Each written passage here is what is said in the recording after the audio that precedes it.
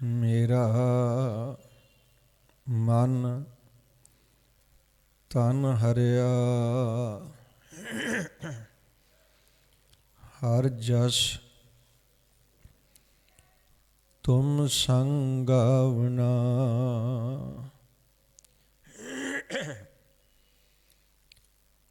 तुद आवत मेरा मन तन हरिया हर जस तुम संगवना। हे ठाकुर हों दासरो मैं निर्गुण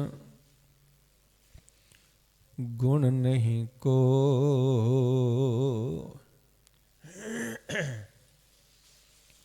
नानक दीजै नाम दा रखो हिए परो।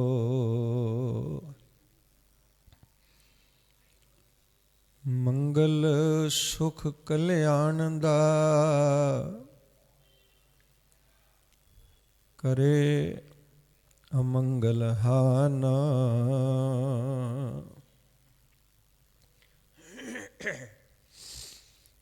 जपत जपत श्री नाम को प्रगटै उर मैं गया। श्री नानक परशोत्तमं परम परावर नाथ।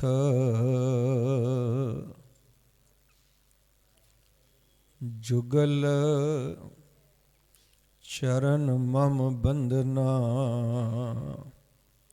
तार पर तार कर मात। श्री नानक परशोत्तमं परम परावर नाथ।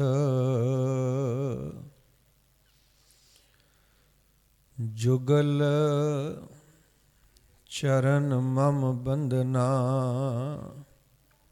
तार पर तार कर मात।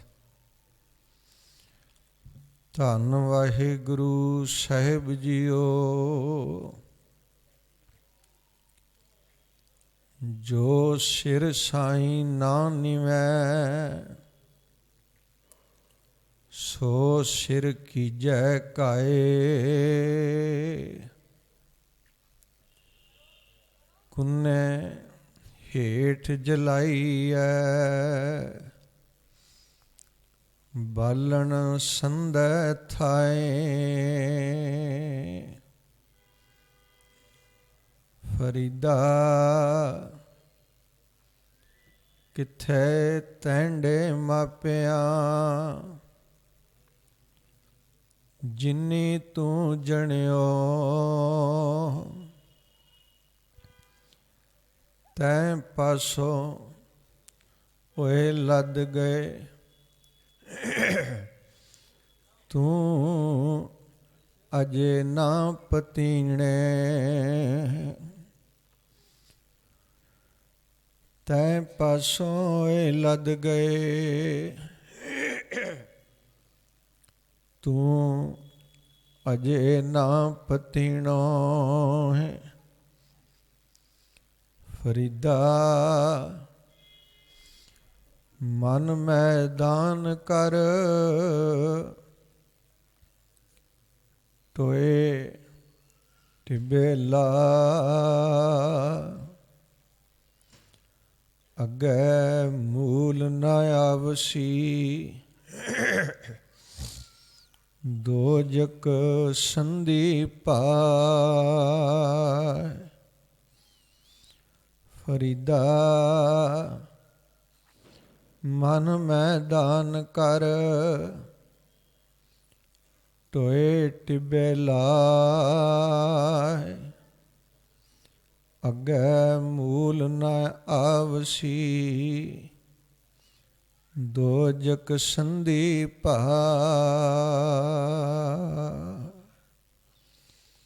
ਵਾਹਿਗੁਰੂ ਜੀ ਕਾ ਖਾਲਸਾ, ਵਾਹਿਗੁਰੂ ਜੀ ਕੀ ਫਤਿਹ।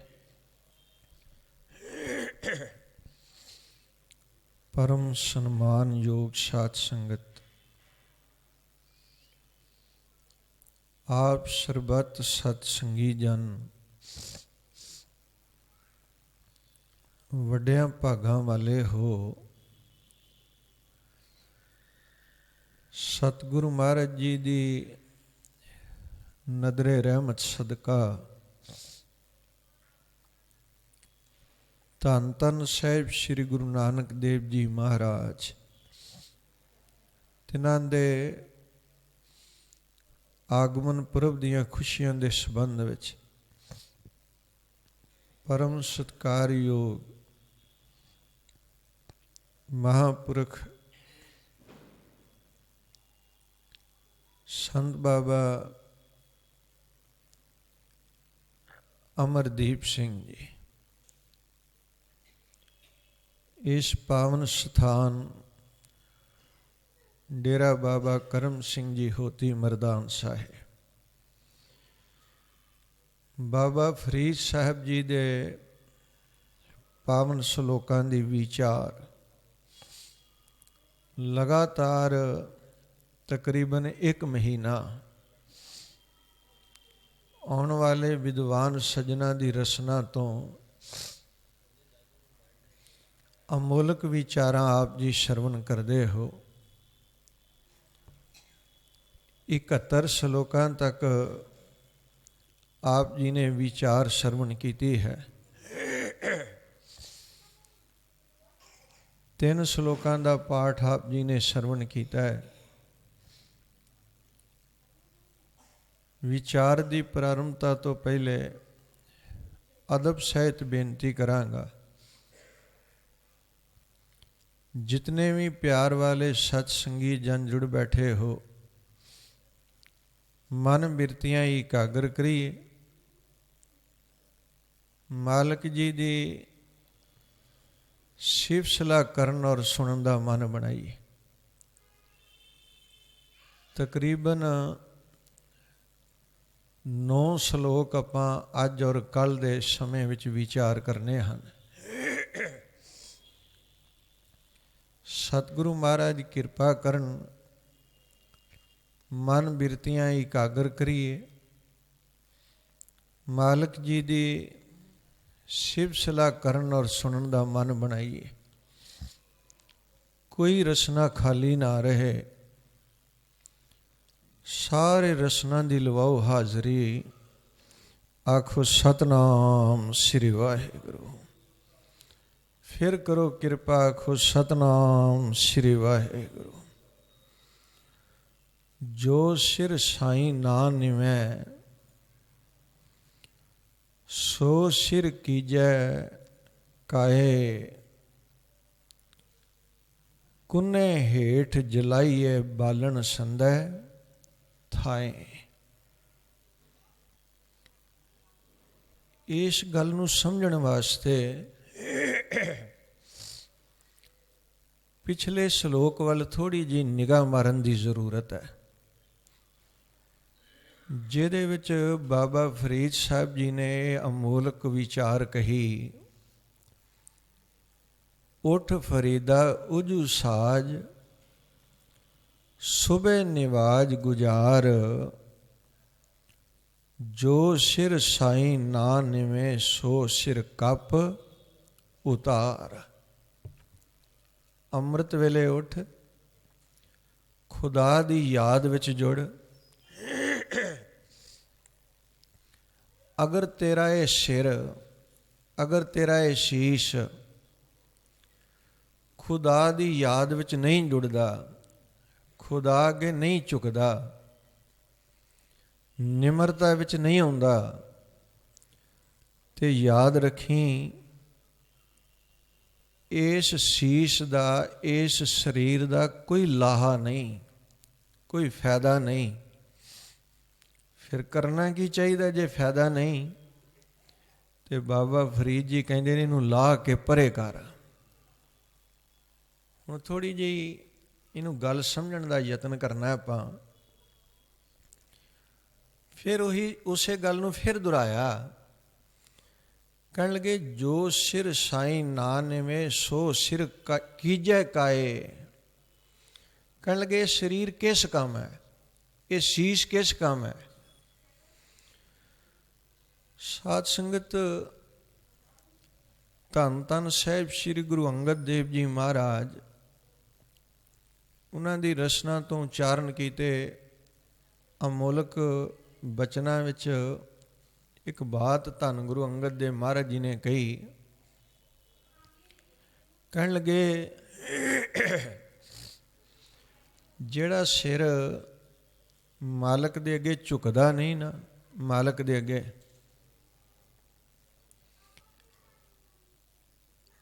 ਉਹਦੀ ਅਵਸਥਾ ਪਤਾ ਕੀ ਹੈ? ਪੁੱਛਿਆ ਕੀ? ਕਹਿਣ ਲੱਗੇ ਇਹ ਸਮਝੀ ਕਿ ਮਾਲਕ ਨੇ ਤੈਨੂੰ ਮਨੁੱਖਾ ਦੇਹ ਤੇ ਦਿੱਤੀ ਹੈ, ਪਰ ਤੇਰੇ ਅੰਦਰ ਵੈਰਾਗ ਪੈਦਾ ਨਹੀਂ ਹੋਇਆ। ਵੈਰਾਗ। ਜੋ ਸਿਰ ਸਾਈਂ ਨਾ ਨਿਮੈ ਸੋ ਸਿਰ ਦੀਜੈ ਡਾਰ। ਕਹਿਣ ਲੱਗੇ ਉਸ ਸੀਸ ਦਾ, ਉਸ ਕਾਇਆ ਦਾ ਕੀ ਫਾਇਦਾ? ਉਹਨੂੰ ਵਿਅਰਥ ਕਰ ਦੇ, ਉਹਨੂੰ ਮੁਕਾ ਦੇ। ਜੋ ਸਿਰ ਸਾਈਂ ਨਾ ਨਿਵੈ ਸੋ ਸਿਰ ਦੀਜੈ ਡਾਰ। ਨਾਨਕ ਕਹਿਣ ਲੱਗੇ ਵੇਖੋ, ਜਿਸ ਸਰੀਰ ਵਿੱਚ ਨਾਨਕ ਜਿਸ ਪਿੰਜਰ ਮੇ ਬਿਰਹਾ ਨਹੀਂ ਸੋ ਪਿੰਜਰ ਲੈ ਜਾਰ। ਜੇ ਸਰੀਰ ਰੂਪੀ ਪਿੰਜਰੇ ਵਿੱਚ, ਪਿੰਜਰ ਵਿੱਚ ਮਾਲਕ ਪ੍ਰਤੀ ਵਿਰਾਗ ਨਹੀਂ, ਪਿਆਰ ਨਹੀਂ, ਸ਼ਰਧਾ ਨਹੀਂ, ਉਹਨੂੰ ਸਾੜ ਦੇ। ਮੈਂ ਬੇਨਤੀ ਕਰਾਂ, ਗੁਰਮਤਿ ਨੇ ਗੁਰੂ ਅੱਗੇ ਸ਼ੀਸ਼ ਭੇਟ ਕਰਨ ਦੀ ਇਜਾਜ਼ਤ ਦਿੱਤੀ ਹੈ। ਤੇ ਪਤਾ ਧੰਨ ਗੁਰੂ ਅਮਰਦਾਸ ਮਹਾਰਾਜ ਜੀ ਨੇ ਕੀ ਕਿਹਾ? ਕਹਿਣ ਲੱਗੇ ਐਸਾ ਸਤਿਗੁਰੂ ਜੇ ਮਿਲੇ ਤਿਸਨੋਂ ਸਿਰ ਸੌਂਪੀਏ ਵਿੱਚੋਂ ਆਪ ਜਾਏ। ਧੰਨ ਗੁਰੂ ਗੁਰੂ ਨਾਨਕ ਸਾਹਿਬ ਮਹਾਰਾਜ ਜੀ ਦੇ ਆਗਮਨ ਪੁਰਬ ਦੇ ਸੰਬੰਧ ਵਿੱਚ ਆਪਾਂ ਵਿਚਾਰ ਦੀ ਲੜੀ ਪ੍ਰਾਰੰਭ ਕੀਤੀ ਹੈ। ਜਦੋਂ ਭਾਈ ਲਹਿਣਾ ਜੀ ਧੰਨ ਧੰਨ ਸਾਹਿਬ ਸ੍ਰੀ ਗੁਰੂ ਨਾਨਕ ਦੇਵ ਮਹਾਰਾਜ ਜੀ ਨੂੰ ਮਿਲਣ ਵਾਸਤੇ ਗਏ, ਦਰਸ਼ਨ ਕਰਨ ਵਾਸਤੇ ਗਏ, ਉਹਨਾਂ ਜੀਵਾਂ ਵਿੱਚ ਤੇ ਉਹਨਾਂ ਜੀਵਾਂ ਵਿੱਚ ਅੰਤਰ ਕੀ ਹੈ? ਜਿਹੜੇ ਸੀਸ ਝੁਕਾਉਂਦੇ ਨਹੀਂ ਤੇ ਜਿਹੜੇ ਇੱਕ ਵਾਰੀ ਝੁਕਾ ਦਿੰਦੇ ਨੇ ਉਹ ਕਦੀ ਚੱਕਦੇ ਨਹੀਂ। ਅੰਤਰ ਕੀ ਹੈ? ਫਰਕ ਕੀ ਹੈ? ਜਦੋਂ ਭਾਈ ਲਹਿਣਾ ਜੀ ਯਾਤਰਾ ਤੇ ਨਿਕਲੇ ਨਾ ਸੰਗੀ ਸਾਥੀਆਂ ਦੇ ਨਾਲ,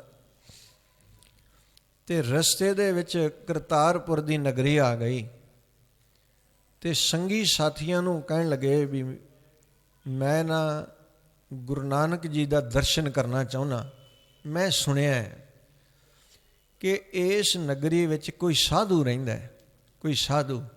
ਲਫ਼ਜ਼ ਸੁਣਿਓ ਜੇ। ਉਸ ਰਾਈਟਰ ਨੇ ਇਹ ਚਿਤਰਨ ਕਿੱਡਾ ਕਮਾਲ ਦਾ ਖਿੱਚਿਆ। ਜਦੋਂ ਭਾਈ ਲਹਿਣਾ ਜੀ ਨੇ ਆਪਣਾ ਸੀਸ ਧੰਨ ਗੁਰੂ ਨਾਨਕ ਜੀ ਦੇ ਚਰਨਾਂ 'ਤੇ ਭੇਟ ਕਰ ਦਿੱਤਾ, ਪਤਾ ਕੀ ਕਿਹਾ ਉਹਨੇ?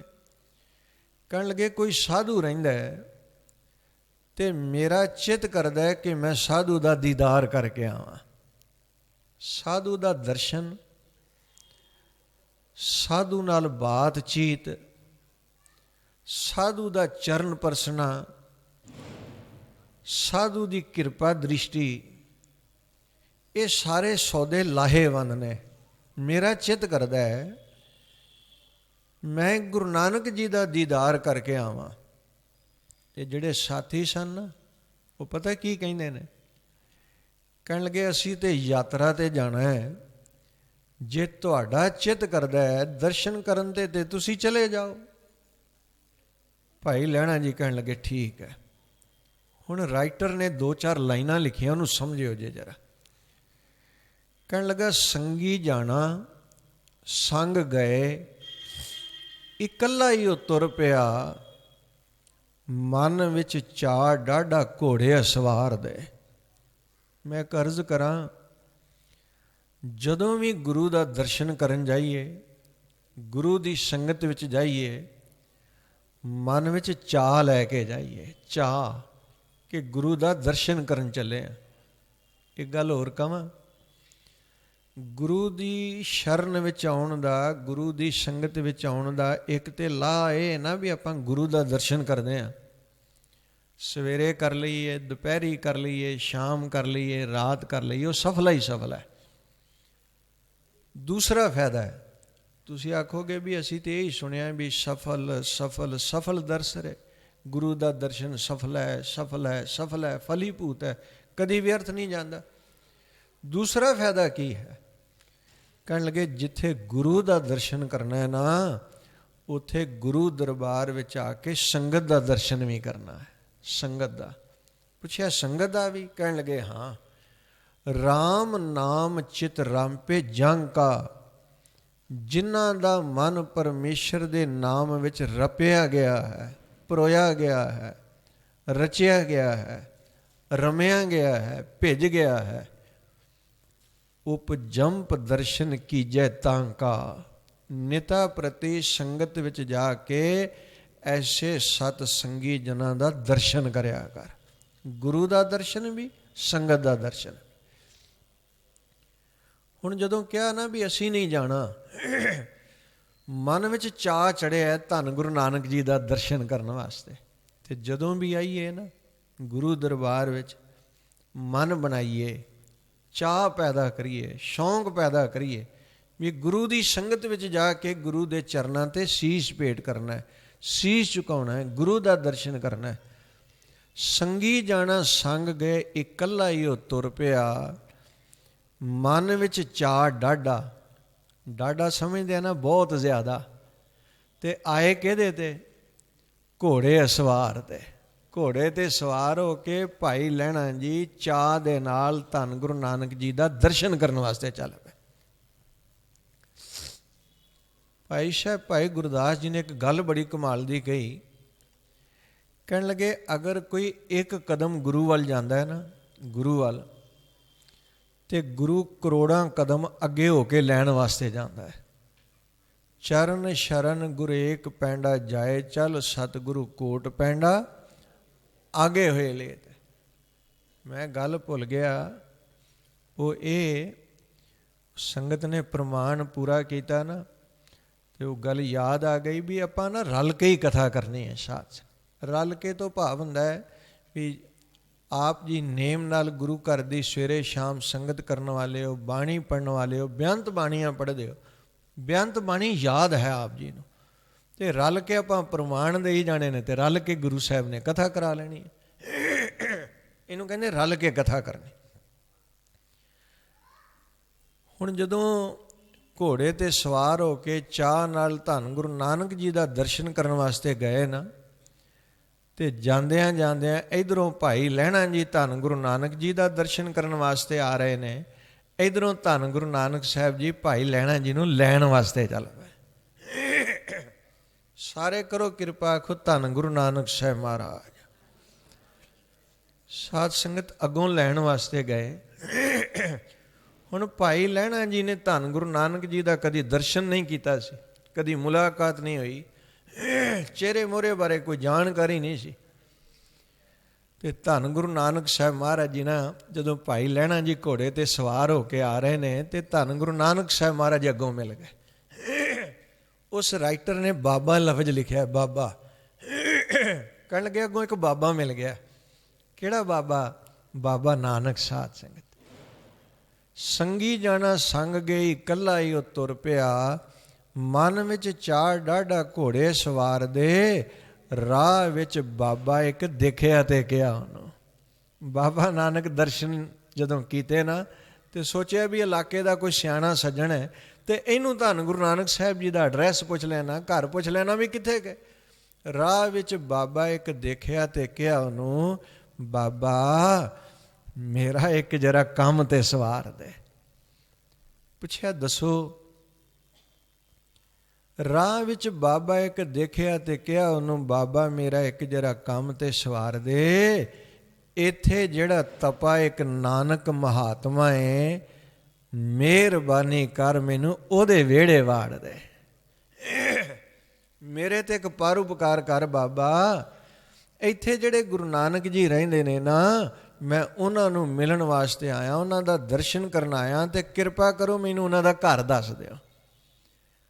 ਬੁਲਿਆਰ ਜਾਈਏ ਧੰਨ ਗੁਰੂ ਨਾਨਕ ਜੀ ਤੋਂ, ਸਿੱਖੀਏ ਨਿਮਰਤਾ ਸਾਧ ਸੰਗਤ। ਗੁਰੂ ਸਾਹਿਬ ਉਹਦੇ ਘੋੜੇ ਦੀ ਲਗਾਮ ਫੜ ਕੇ ਪੈਦਲ ਚੱਲ ਰਹੇ ਨੇ, ਤੇ ਭਾਈ ਲਹਿਣਾ ਜੀ ਜਿਹੜੇ ਦਰਸ਼ਨ ਕਰਨ ਆਏ ਨੇ ਘੋੜੇ 'ਤੇ ਸਵਾਰ ਨੇ।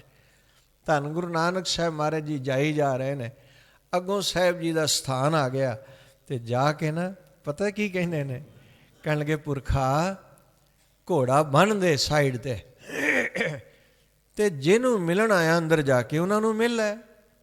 7 ਬਚਨ ਕਿਹਾ। ਧੰਨ ਗੁਰੂ ਨਾਨਕ ਸਾਹਿਬ ਮਹਾਰਾਜ ਅੰਦਰ ਪ੍ਰਵੇਸ਼ ਕਰ ਗਏ। ਇਹਨੇ ਘੋੜਾ ਬੰਨਿਆ ਸਾਈਡ 'ਤੇ। ਘੋੜਾ ਬੰਨ੍ਹ ਕੇ ਨਾ ਜਦੋਂ ਅੰਦਰ ਗਿਆ, ਦੱਸਿਆ ਤੇ ਜਿਹੜਾ ਐਡਰੈਸ ਸੀ ਉਹਦੇ ਅੰਦਰ ਹੀ ਜਾਣਾ ਸੀ ਨਾ ਸਾਧ ਸੰਗਤ। ਤੇ ਜਦੋਂ ਅੰਦਰ ਗਿਆ ਨਾ, ਤੇ ਜਿਹੜਾ ਪੁਰਸ਼ ਲੈ ਕੇ ਆਇਆ ਸੀ ਉਹੀ ਅੱਗੇ ਬੈਠਾ। ਹੈਰਾਨ ਹੋ ਗਿਆ। ਫਿਰ ਪਿੱਛੇ ਨੂੰ ਮੁੜ ਆਇਆ। ਪਿੱਛੇ ਮੁੜ ਕੇ ਕਿਸੇ ਨੂੰ ਪੁੱਛਦਾ ਹੈ, ਮੈਂ ਗੁਰੂ ਨਾਨਕ ਸਾਹਿਬ ਨੂੰ ਮਿਲਣ ਵਾਸਤੇ ਆਇਆ। ਤੇ ਉਹਨੇ ਕੀ ਜਵਾਬ ਦਿੱਤਾ? ਕਹਿਣ ਲੱਗੇ, ਰਾਹ ਵਿੱਚ ਬਾਬਾ ਇੱਕ ਦੇਖਿਆ ਤੇ ਕਿਹਾ ਉਹਨੂੰ, ਬਾਬਾ ਮੇਰਾ ਇੱਕ ਜਰਾ ਕੰਮ ਤੇ ਸਵਾਰ ਦੇ। ਇੱਥੇ ਜਿਹੜਾ ਤਪਾ ਇੱਕ ਨਾਨਕ ਮਹਾਤਮਾ ਏ, ਮਿਹਰਬਾਨੀ ਕਰ ਮੈਨੂੰ ਉਹਦੇ ਵਿਹੜੇ ਵਾੜ ਦੇ। ਫੜ ਲਈ ਲਗਾਮ। ਉਸ ਬਿਰਧ ਸਰੀਰ ਬਾਬੇ ਲੈ ਗਿਆ ਸੀ ਉਹਨੂੰ ਵਿੱਚ ਪੁਰੀ ਕਰਤਾਰ ਦੇ। ਕਰਤਾਰਪੁਰ ਦੀ ਨਗਰੀ ਵਿੱਚ ਲੈ ਗਏ। ਅੰਦਰ ਜਾ ਗਿਆ, ਘੋੜਾ ਬਣ ਕੇ ਅੰਦਰ ਗਏ। ਅੰਦਰ ਜਾ ਗਿਆ ਸਵਾਰ, ਤਾਂ ਕਿ ਦੇਖਦਾ ਏ ਉਹੀ ਬਾਬੇ ਉਰੀ ਬੈਠੇ ਮੂਰਤ ਪਿਆਰੀ ਨੇ। ਪਿੱਛੇ ਹੋ ਕੇ ਕਿਸੇ ਨੂੰ ਪੁੱਛਿਆ, ਕਿਸੇ ਕੋਲੋਂ ਪੁੱਛਿਆ, ਤੇ ਉਸ ਨੇ ਜਵਾਬ ਦਿੱਤਾ, ਹਾਂਜੀ ਇਹੋ ਹੀ ਸ੍ਰੀ ਗੁਰੂ ਨਾਨਕ ਨਿਰੰਕਾਰੀ ਨੇ। ਹੁਣ ਸੁਣਿਓ ਜੇ ਸੀਸ ਕਿੱਦਾਂ ਧਰੀਦਾ ਗੁਰੂ ਅੱਗੇ। ਕਹਿਣ ਲੱਗੇ, ਉਹ ਸੀਸ ਕੇ ਸਰਥੇ ਜਿਹੜਾ ਗੁਰੂ ਦੇ ਚਰਨਾਂ 'ਤੇ ਹੀ ਨਹੀਂ ਝੁਕਿਆ। ਧੰਨ ਧੰਨ ਸਾਹਿਬ ਸ੍ਰੀ ਗੁਰੂ ਨਾਨਕ ਦੇਵ ਮਹਾਰਾਜ ਜੰਗਲ ਵਿੱਚੋਂ ਲੰਘ ਰਹੇ ਨੇ। ਸਿਮਲ ਦਾ ਦਰਖਤ ਹੈ, ਉਹ ਬੜਾ ਵੱਡਾ ਹੈ, ਬੜਾ ਲੰਬਾ ਉੱਚਾ ਹੈ, ਸਿੱਧਾ ਹੈ, ਮੋਟਾ ਹੈ।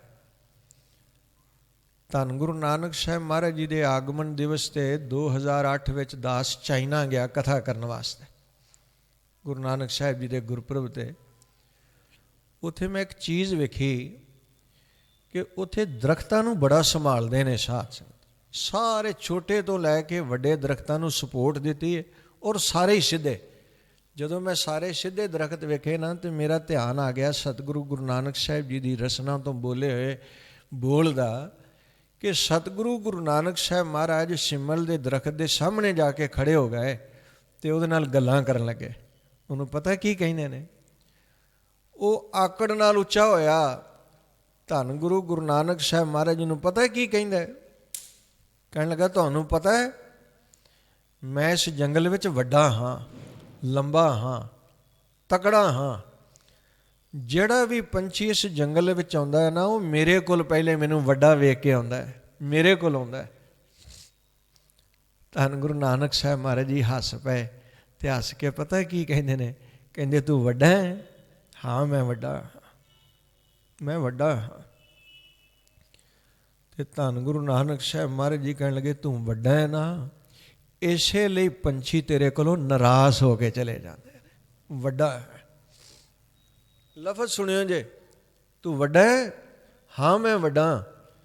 ਧੰਨ ਗੁਰੂ ਨਾਨਕ ਸਾਹਿਬ ਮਹਾਰਾਜ ਜੀ ਕਹਿਣ ਲੱਗੇ, ਤਾਂ ਹੀ ਪੰਛੀ ਤੇਰੇ ਕੋਲੋਂ ਨਾਰਾਜ਼ ਹੋ ਕੇ ਜਾਂਦੇ ਨੇ, ਆਸ ਲੈ ਕੇ ਆਉਂਦੇ ਨੇ ਅਸੀਂ ਫਲ ਖਾਵਾਂਗੇ, ਫੁੱਲ ਰਸ ਮਾਣਾਂਗੇ, ਸੁਗੰਧੀ ਲਵਾਂਗੇ, ਪਰ ਨਾ ਫੁੱਲ ਤੇਰੇ ਕਿਸੇ ਕੰਮ ਦੇ, ਨਾ ਫਲ ਕਿਸੇ ਕੰਮ ਦੇ, ਨਾ ਪੱਤੇ ਤੇਰੇ ਕਿਸੇ ਕੰਮ ਦੇ, ਸਾਰੇ ਹੀ ਤੇਰੇ ਕੋਲੋਂ ਨਾਰਾਜ਼ ਚਲੇ ਜਾਂਦੇ ਨੇ। ਪਤਾ ਕਿਉਂ? ਤੂੰ ਵੱਡਾ ਹੈ, ਤੂੰ ਕਹਿ ਰਿਹਾ ਮੈਂ ਵੱਡਾ ਹਾਂ। ਸਿਮਲ ਰੁਖ ਸਰਾਏ ਰਾ, ਅਤ ਦੀਰਘ ਅਤ ਮੁੱਚ, ਓਏ ਜੇ ਆਵੇ ਆਸ ਕਰ, ਜਾਏ ਨਿਰਾਸੇ ਕਿਤ, ਫਲ ਫਿੱਕੇ। ਫੁੱਲ ਫੁੱਲ ਬਕ ਬਕੇ, ਸਾਰਿਆਂ ਨੇ ਰਲ ਕੇ ਕਥਾ ਕਰਨੀ ਹੈ। ਫੁੱਲ ਫਲ ਫਿੱਕੇ, ਫੁੱਲ ਬਕ ਬਕੇ, ਕੰਮ ਨਾ ਆਵੇ ਪੱਤ। ਉਹ ਭੋਲਿਆ ਤੇਰੇ ਤੇ ਪੱਤੇ ਵੀ ਕਿਸੇ ਕੰਮ ਦੇ ਨਹੀਂ, ਤੂੰ ਵੱਡਾ ਸਮਝਦਾ ਆਪਣੇ ਆਪ ਨੂੰ? ਕਹਿਣ ਲੱਗਾ ਹਾਂ। ਤੇ ਜਦੋਂ ਕਿਹਾ ਨਾ ਵੀ ਤੂੰ ਤੇ ਕਿਸੇ ਕੰਮ ਦਾ ਨਹੀਂ, ਆਪਣੇ ਆਪ ਨੂੰ ਵੱਡਾ ਸਮਝਦਾ, ਥੋੜ੍ਹਾ ਜਿਹਾ ਹੋਰ ਗੱਲ ਨੂੰ ਖੋਲ੍ਹਣ ਦਾ ਯਤਨ ਕਰੀਏ। ਭਾਈ ਸਾਹਿਬ ਭਾਈ ਗੁਰਦਾਸ ਜੀ ਨੇ ਇੱਕ ਗੱਲ ਕਹੀ ਬੜੀ ਕਮਾਲ ਦੀ। ਕਹਿਣ ਲੱਗੇ ਮਾਲਾ ਵੇਖੀ ਕਦੀ ਤੁਸੀਂ? ਮਾਲਾ ਮਹਾਂਪੁਰਖਾਂ ਕੋਲ ਜਾਈਏ ਨਾ, ਤੇ ਮਹਾਂਪੁਰਖ ਜਿੱਥੇ ਆਪ ਸਿਮਰਨ ਕਰਦੇ ਨੇ, ਪਰਮੇਸ਼ਰ ਦੀ ਭਗਤੀ ਵਿੱਚ, ਨਾਮ ਸਿਮਰਨ ਵਿੱਚ ਜੁੜਦੇ ਨੇ, ਉੱਥੇ ਹੋਰਨਾਂ ਨੂੰ ਮਾਲਾ ਵੀ ਦਿੰਦੇ ਨੇ, ਪ੍ਰੇਰਨਾ ਵੀ ਦਿੰਦੇ ਨੇ ਵੀ ਸਿਮਰਨ ਕਰਿਆ ਕਰੋ। ਭਾਈ ਸਾਹਿਬ ਭਾਈ ਗੁਰਦਾਸ ਜੀ ਕਹਿੰਦੇ ਵੀ ਕਿਸੇ ਨੇ ਕਿਸੇ ਨੂੰ ਪ੍ਰੇਰਿਆ ਤੇ ਮਾਲਾ ਦਿੱਤੀ ਹੱਥੋਂ, ਤੇ ਉਹਨੂੰ ਕਿਹਾ ਸਿਮਰਨ ਕਰਿਆ ਕਰ। ਉਹਨੇ ਕਿਹਾ 7 ਬਚਨ ਮੈਂ ਸਿਮਰਨ ਕਰਿਆ ਕਰਾਂਗਾ। ਪਤਾ ਕਿੰਨੇ ਮਣਕੇ ਹੁੰਦੇ ਨੇ ਮਾਲਾ ਦੇ? 27। ਜਿਹੜੀ ਛੋਟੀ ਮਾਲਾ ਨਾ ਸਭ ਤੋਂ, ਉਹਦੇ 27 ਮਣਕੇ ਹੁੰਦੇ ਨੇ। ਇਹਦਾ ਆਕਾਰ ਵਧਾਇਆ ਜਾਂਦਾ, 108 ਕਰ ਲਿਆ ਜਾਂਦਾ, 27 ਕਰਕੇ ਇਹਨੂੰ ਵਧਾ ਸਕਦੇ ਹਾਂ ਅੱਗੇ। ਹੁਣ 27 ਮਣਕਿਆਂ ਦੀ ਮਾਲਾ ਦਿੱਤੀ। ਉਹ ਸੱਜਣ ਤੇ ਮਾਲਕ ਦੀ ਕਿਰਪਾ ਹੋ ਗਈ, ਸਾਧ ਸੰਗਤ ਉਹਨੇ ਸਿਮਰਨ ਸ਼ੁਰੂ ਕਰ ਦਿੱਤਾ। ਤੇ ਸਿਮਰਨ ਕਰਦਿਆਂ ਕਰਦਿਆਂ ਨਾ ਮਾਲਕ ਨੇ ਪ੍ਰਕਾਸ਼ ਕਰ ਦਿੱਤਾ, ਅੰਦਰ ਰੌਸ਼ਨੀ ਕਰ ਦਿੱਤੀ, ਰਹਿਮਤ ਨਾਲ ਨਵਾਜ ਦਿੱਤਾ। ਜਦੋਂ ਰਹਿਮਤ ਨਾਲ ਨਵਾਜ ਦਿੱਤਾ ਨਾ, ਤੇ ਉਹ ਇੱਕ ਸੱਜਣ ਮਿਲ ਗਿਆ ਉਹ ਵਾਲਾ ਇੱਕ ਦਿਨ, ਤੇ ਪੁੱਛਦਾ ਹੈ ਪੁਰਖਾ ਤੂੰ ਸਿਮਰਨ ਕਰਦਾ? ਤੇ ਉਹ ਹੱਥ ਜੋੜ ਕੇ ਕਹਿਣ ਲੱਗਾ ਜੀ ਸਿਮਰਨ ਕਰਦਾ। ਮੈਂ ਨਾ 27 ਮਣਕਿਆਂ ਦੀ ਮਾਲਾ ਦਾ ਸਿਮਰਨ ਕਰਦਾ। ਤੇ ਉਹ ਸੱਜਣ ਹੱਸ ਪਿਆ, ਕਹਿਣ ਲੱਗਾ ਭੋਲਿਆ ਤੈਨੂੰ ਨਹੀਂ ਪਤਾ? ਪੁੱਛਿਆ ਕੀ? ਕਹਿਣ ਲੱਗੇ ਮਣਕੇ 27 ਨਹੀਂ 28 ਹੁੰਦੇ ਨੇ। ਸਾਨੂੰ ਪਤਾ ਹੈ 28 ਹੁੰਦੇ ਨੇ ਸਾਧ ਸੰਗਤ। 27 ਮਣਕੇ ਛੋਟੇ ਆਕਾਰ ਦੇ ਹੁੰਦੇ ਨੇ, ਤੇ ਇੱਕ ਮਣਕਾ ਜਿਹੜਾ ਵੱਡਾ ਹੁੰਦਾ ਹੈ ਨਾ, ਉਹਨੂੰ ਪਤਾ ਕੀ ਕਹਿੰਦੇ ਨੇ? ਉਹਦਾ ਨਾਮ ਪਤਾ ਕੀ ਹੈ? ਉਹਦਾ ਨਾਂ ਹੈ ਮੇਰੂ ਦਾ ਮਣਕਾ। ਕੀ ਨਾਂ ਹੈ? ਮੇਰੂ ਦਾ ਮਣਕਾ।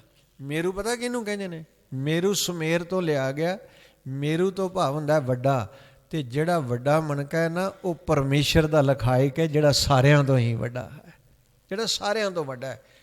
ਜੇ ਇਹਨੂੰ ਆਸਾਨੀ ਨਾਲ ਸਮਝਣਾ ਹੋਵੇ ਤੇ ਇਉਂ ਕਹਿ ਸਕਦੇ ਹਾਂ ਕਿ ਮਾਲਾ ਦੇ ਮਣਕੇ ਛੋਟੇ ਤੋਂ ਸ਼ੁਰੂ ਹੋਏ, ਤੇ ਛੋਟੇ ਤੋਂ ਸ਼ੁਰੂ ਹੋ ਕੇ ਨਾ ਸਿਮਰਨ ਕਰਦਿਆਂ ਕਰਦਿਆਂ ਕਰਦਿਆਂ ਵਿਅਕਤੀ ਵੱਡੇ ਤੱਕ ਪਹੁੰਚ ਗਿਆ। ਸਿਮਰਨ ਦਾ ਇੱਕ ਨਿਯਮ ਹੈ ਸਾਧ ਸੰਗਤ, ਉਹ ਪਤਾ ਕੀ ਹੈ? ਮਾਲਾ ਹੱਥ ਤੋਂ ਚੱਲੇ ਤੇ ਇਹਦਾ ਸਫ਼ਰ ਸ਼ੁਰੂ ਹੋਣਾ ਚਾਹੀਦਾ ਹੈ। ਸਫ਼ਰ ਤੁਸੀਂ ਆਖੋ ਕਿ ਅੱਜ ਤੱਕ ਸੁਣਿਆ ਹੀ ਨਹੀਂ ਵੀ ਮਾਲਾ ਵੀ ਸਫ਼ਰ ਕਰਦੀ ਹੈ। ਹਾਂ ਸਾਧ ਸੰਗਤ, ਮਾਲਾ ਸਫ਼ਰ ਕਰਦੀ ਹੈ। ਪੁੱਛਿਆ ਉਹ ਸਫ਼ਰ ਕਰਦੀ ਕੀ ਹੈ? ਕਹਿੰਦੇ ਮਾਲਾ ਹੱਥ ਤੋਂ ਚੱਲਦੀ ਹੈ ਤੇ ਰਸਨਾ ਤੱਕ ਪਹੁੰਚ ਜਾਂਦੀ ਹੈ। ਧਿਆਨ ਦਿਓ ਜੇ, ਕਿੱਥੋਂ ਚੱਲਦੀ ਹੈ? ਹੱਥ ਤੋਂ। ਹੱਥ ਦੀਆਂ ਉਂਗਲਾਂ ਨਾਲ ਚੱਲਦੀ ਹੈ ਮਾਲਾ, ਤੇ ਕਿੱਥੇ ਸਫ਼ਰ ਕਰਕੇ ਪਹੁੰਚਦੀ ਹੈ? ਰਸਨਾ ਤੱਕ। ਫਿਰ ਰਸਨਾ ਤੋਂ ਚੱਲਦੀ ਹੈ ਅਗਲਾ ਪੜਾਅ ਦਾ, ਕਿੱਥੇ ਤੱਕ ਜਾਂਦੀ ਹੈ? ਹਿਰਦੇ ਤੱਕ। ਅਗਰ ਇਹ ਮਾਲਾ ਸਫ਼ਰ ਤੈਅ ਨਾ ਕਰੇ, ਹੱਥ ਤੋਂ ਰਸਨਾ ਤੱਕ ਨਾ ਆਏ, ਰਸਨਾ ਤੋਂ ਹਿਰਦੇ ਤੱਕ ਨਾ ਆਏ, ਤੇ ਮਾਲਾ ਕੇਵਲ ਦਿਖਾਵਾ ਰਹਿ ਗਿਆ। ਦਿਖਾਵਾ। ਸਤਿਗੁਰੂ ਮਹਾਰਾਜ ਜੀ ਕਹਿਣ ਲੱਗੇ ਸਫ਼ਰ ਤੈਅ ਕਰੇ। ਤੇ ਜੇ ਕੋਈ ਪੁੱਛੇ ਵੀ ਇਹ ਮਾਲਾ ਰੱਖਣੀ ਕਿੱਥੇ ਚਾਹੀਦੀ ਹੈ, ਇਹਦੀ ਰੱਖਣ ਦੀ ਕੋਈ ਥਾਂ ਹੈ? ਕਹਿਣ ਲੱਗੇ ਹਾਂ। ਪੁੱਛਿਆ ਉਹ ਕਿਹੜੀ ਥਾਂ ਜਿੱਥੇ ਮਾਲਾ ਰੱਖਣੀ ਚਾਹੀਦੀ ਹੈ? ਕਹਿਣ ਲੱਗੇ ਉਹ ਮਾਲਾ ਰੱਖਣ ਦੀ ਥਾਂ ਹੈ ਹਿਰਦਾ। ਇਹਨੂੰ ਹਿਰਦੇ ਵਿੱਚ ਰੱਖਣੀ ਹੈ, ਇਹਨੂੰ ਹਿਰਦੇ ਵਿੱਚ ਪਰੋ ਕੇ ਰੱਖਣਾ ਹੈ, ਇਹਨੂੰ ਹਿਰਦੇ ਵਿੱਚ ਟਿਕਾ ਕੇ ਰੱਖਣਾ ਹੈ। ਤੇ ਜਦੋਂ ਕਿਹਾ ਨਾ ਵੀ ਮਣਕੇ ਤੇ 28 ਹੁੰਦੇ ਨੇ, ਉਹ ਕਹਿਣ ਲੱਗਾ ਅੱਛਾ 28 ਹੁੰਦੇ ਨੇ? ਕਹਿਣ ਲੱਗਾ ਹਾਂ। ਉਹਨੇ ਅੱਗੋਂ ਜਵਾਬ ਪਤਾ ਕੀ ਦਿੱਤਾ? ਰੱਬ ਦੇ ਪਿਆਰ ਵਿੱਚ ਰੰਗੇ ਹੋਏ ਨੇ। ਕਹਿੰਦਾ ਠੀਕ ਹੈ, ਮਣ ਕੇ 28 ਹੁੰਦੇ ਨੇ, ਪਰ 27 ਗਿਣਤੀ ਵਿੱਚ ਆਉਂਦੇ ਨੇ, ਵੱਡਾ ਗਿਣਤੀ ਵਿੱਚ ਹੀ ਨਹੀਂ ਆਉਂਦਾ। ਸਾਧ ਸੰਗਤ ਲਫ਼ਜ਼ ਸੁਣਿਓ ਜੇ, ਵੱਡਾ ਗਿਣਤੀ ਵਿੱਚ ਨਹੀਂ ਆਉਂਦਾ, ਸਿਰਫ 27 ਮਣ ਕੇ ਗਿਣਤੀ ਵਿੱਚ ਆਉਂਦੇ ਨੇ। ਭਾਈ ਸਾਹਿਬ ਭਾਈ ਗੁਰਦਾਸ ਜੀ ਕਹਿੰਦੇ ਜਦੋਂ ਮੈਂ ਸੁਣਿਆ ਨਾ ਕਿ ਵੱਡਾ ਗਿਣਤੀ ਵਿੱਚ ਹੀ ਨਹੀਂ ਆਉਂਦਾ, ਤੇ ਮੈਂ ਆਖਿਆ ਫਿਰ ਵੱਡਾ ਬਣ ਕੇ ਕੀ ਲੈਣਾ, ਵੱਡਾ ਬਣ ਕੇ ਕੀ ਲੈਣਾ। ਧੰਨ ਗੁਰੂ ਨਾਨਕ ਸਾਹਿਬ ਮਹਾਰਾਜ ਜੀ ਨੇ ਕਿਹਾ, ਉਹ ਭੋਲਿਆ ਤੂੰ ਕਿਸੇ ਗਿਣਤੀ ਵਿੱਚ ਨਹੀਂ, ਤੇਰੇ ਫੁੱਲ ਫਲ ਪੱਤੇ ਕਿਸੇ ਕੰਮ ਦੇ ਨਹੀਂ। ਜਦੋਂ ਇਹ ਕਿਹਾ ਨਾ ਵੀ ਇਹ ਕਿਸੇ ਕੰਮ ਦੇ ਨਹੀਂ, ਤੇ ਸਿਮਲ ਅੱਗੋਂ ਪਤਾ ਹੱਥ ਜੋੜ ਕੇ ਕੀ ਕਹਿੰਦਾ ਹੈ? ਕਹਿੰਦਾ ਸਤਿਗੁਰੂ ਜੇ ਆਇਓ ਤੇ ਮੇਰੇ ਤੇ ਇੱਕ ਪਰਉਪਕਾਰ ਕਰ ਦਿਓ, ਕਿ ਜੇ ਮੈਂ ਇੱਦਾਂ ਹੀ ਵੱਡਾ ਰਵਾਂਗਾ ਤੇ ਮੈਂ ਪ੍ਰਵਾਨ ਨਹੀਂ ਚੜਾਂਗਾ। ਸਾਹਿਬ ਕਹਿਣ ਲੱਗੇ ਨਹੀਂ ਚੜ੍ਹੇਗਾ। ਪੁੱਛਿਆ ਫਿਰ ਪ੍ਰਵਾਨ ਕਿਵੇਂ ਚੜ੍ਹੀਦਾ? ਤੇ ਇਹਦਾ ਜਵਾਬ ਸਤਿਗੁਰੂ ਮਹਾਰਾਜ ਜੀ ਨੇ ਦਿੱਤਾ।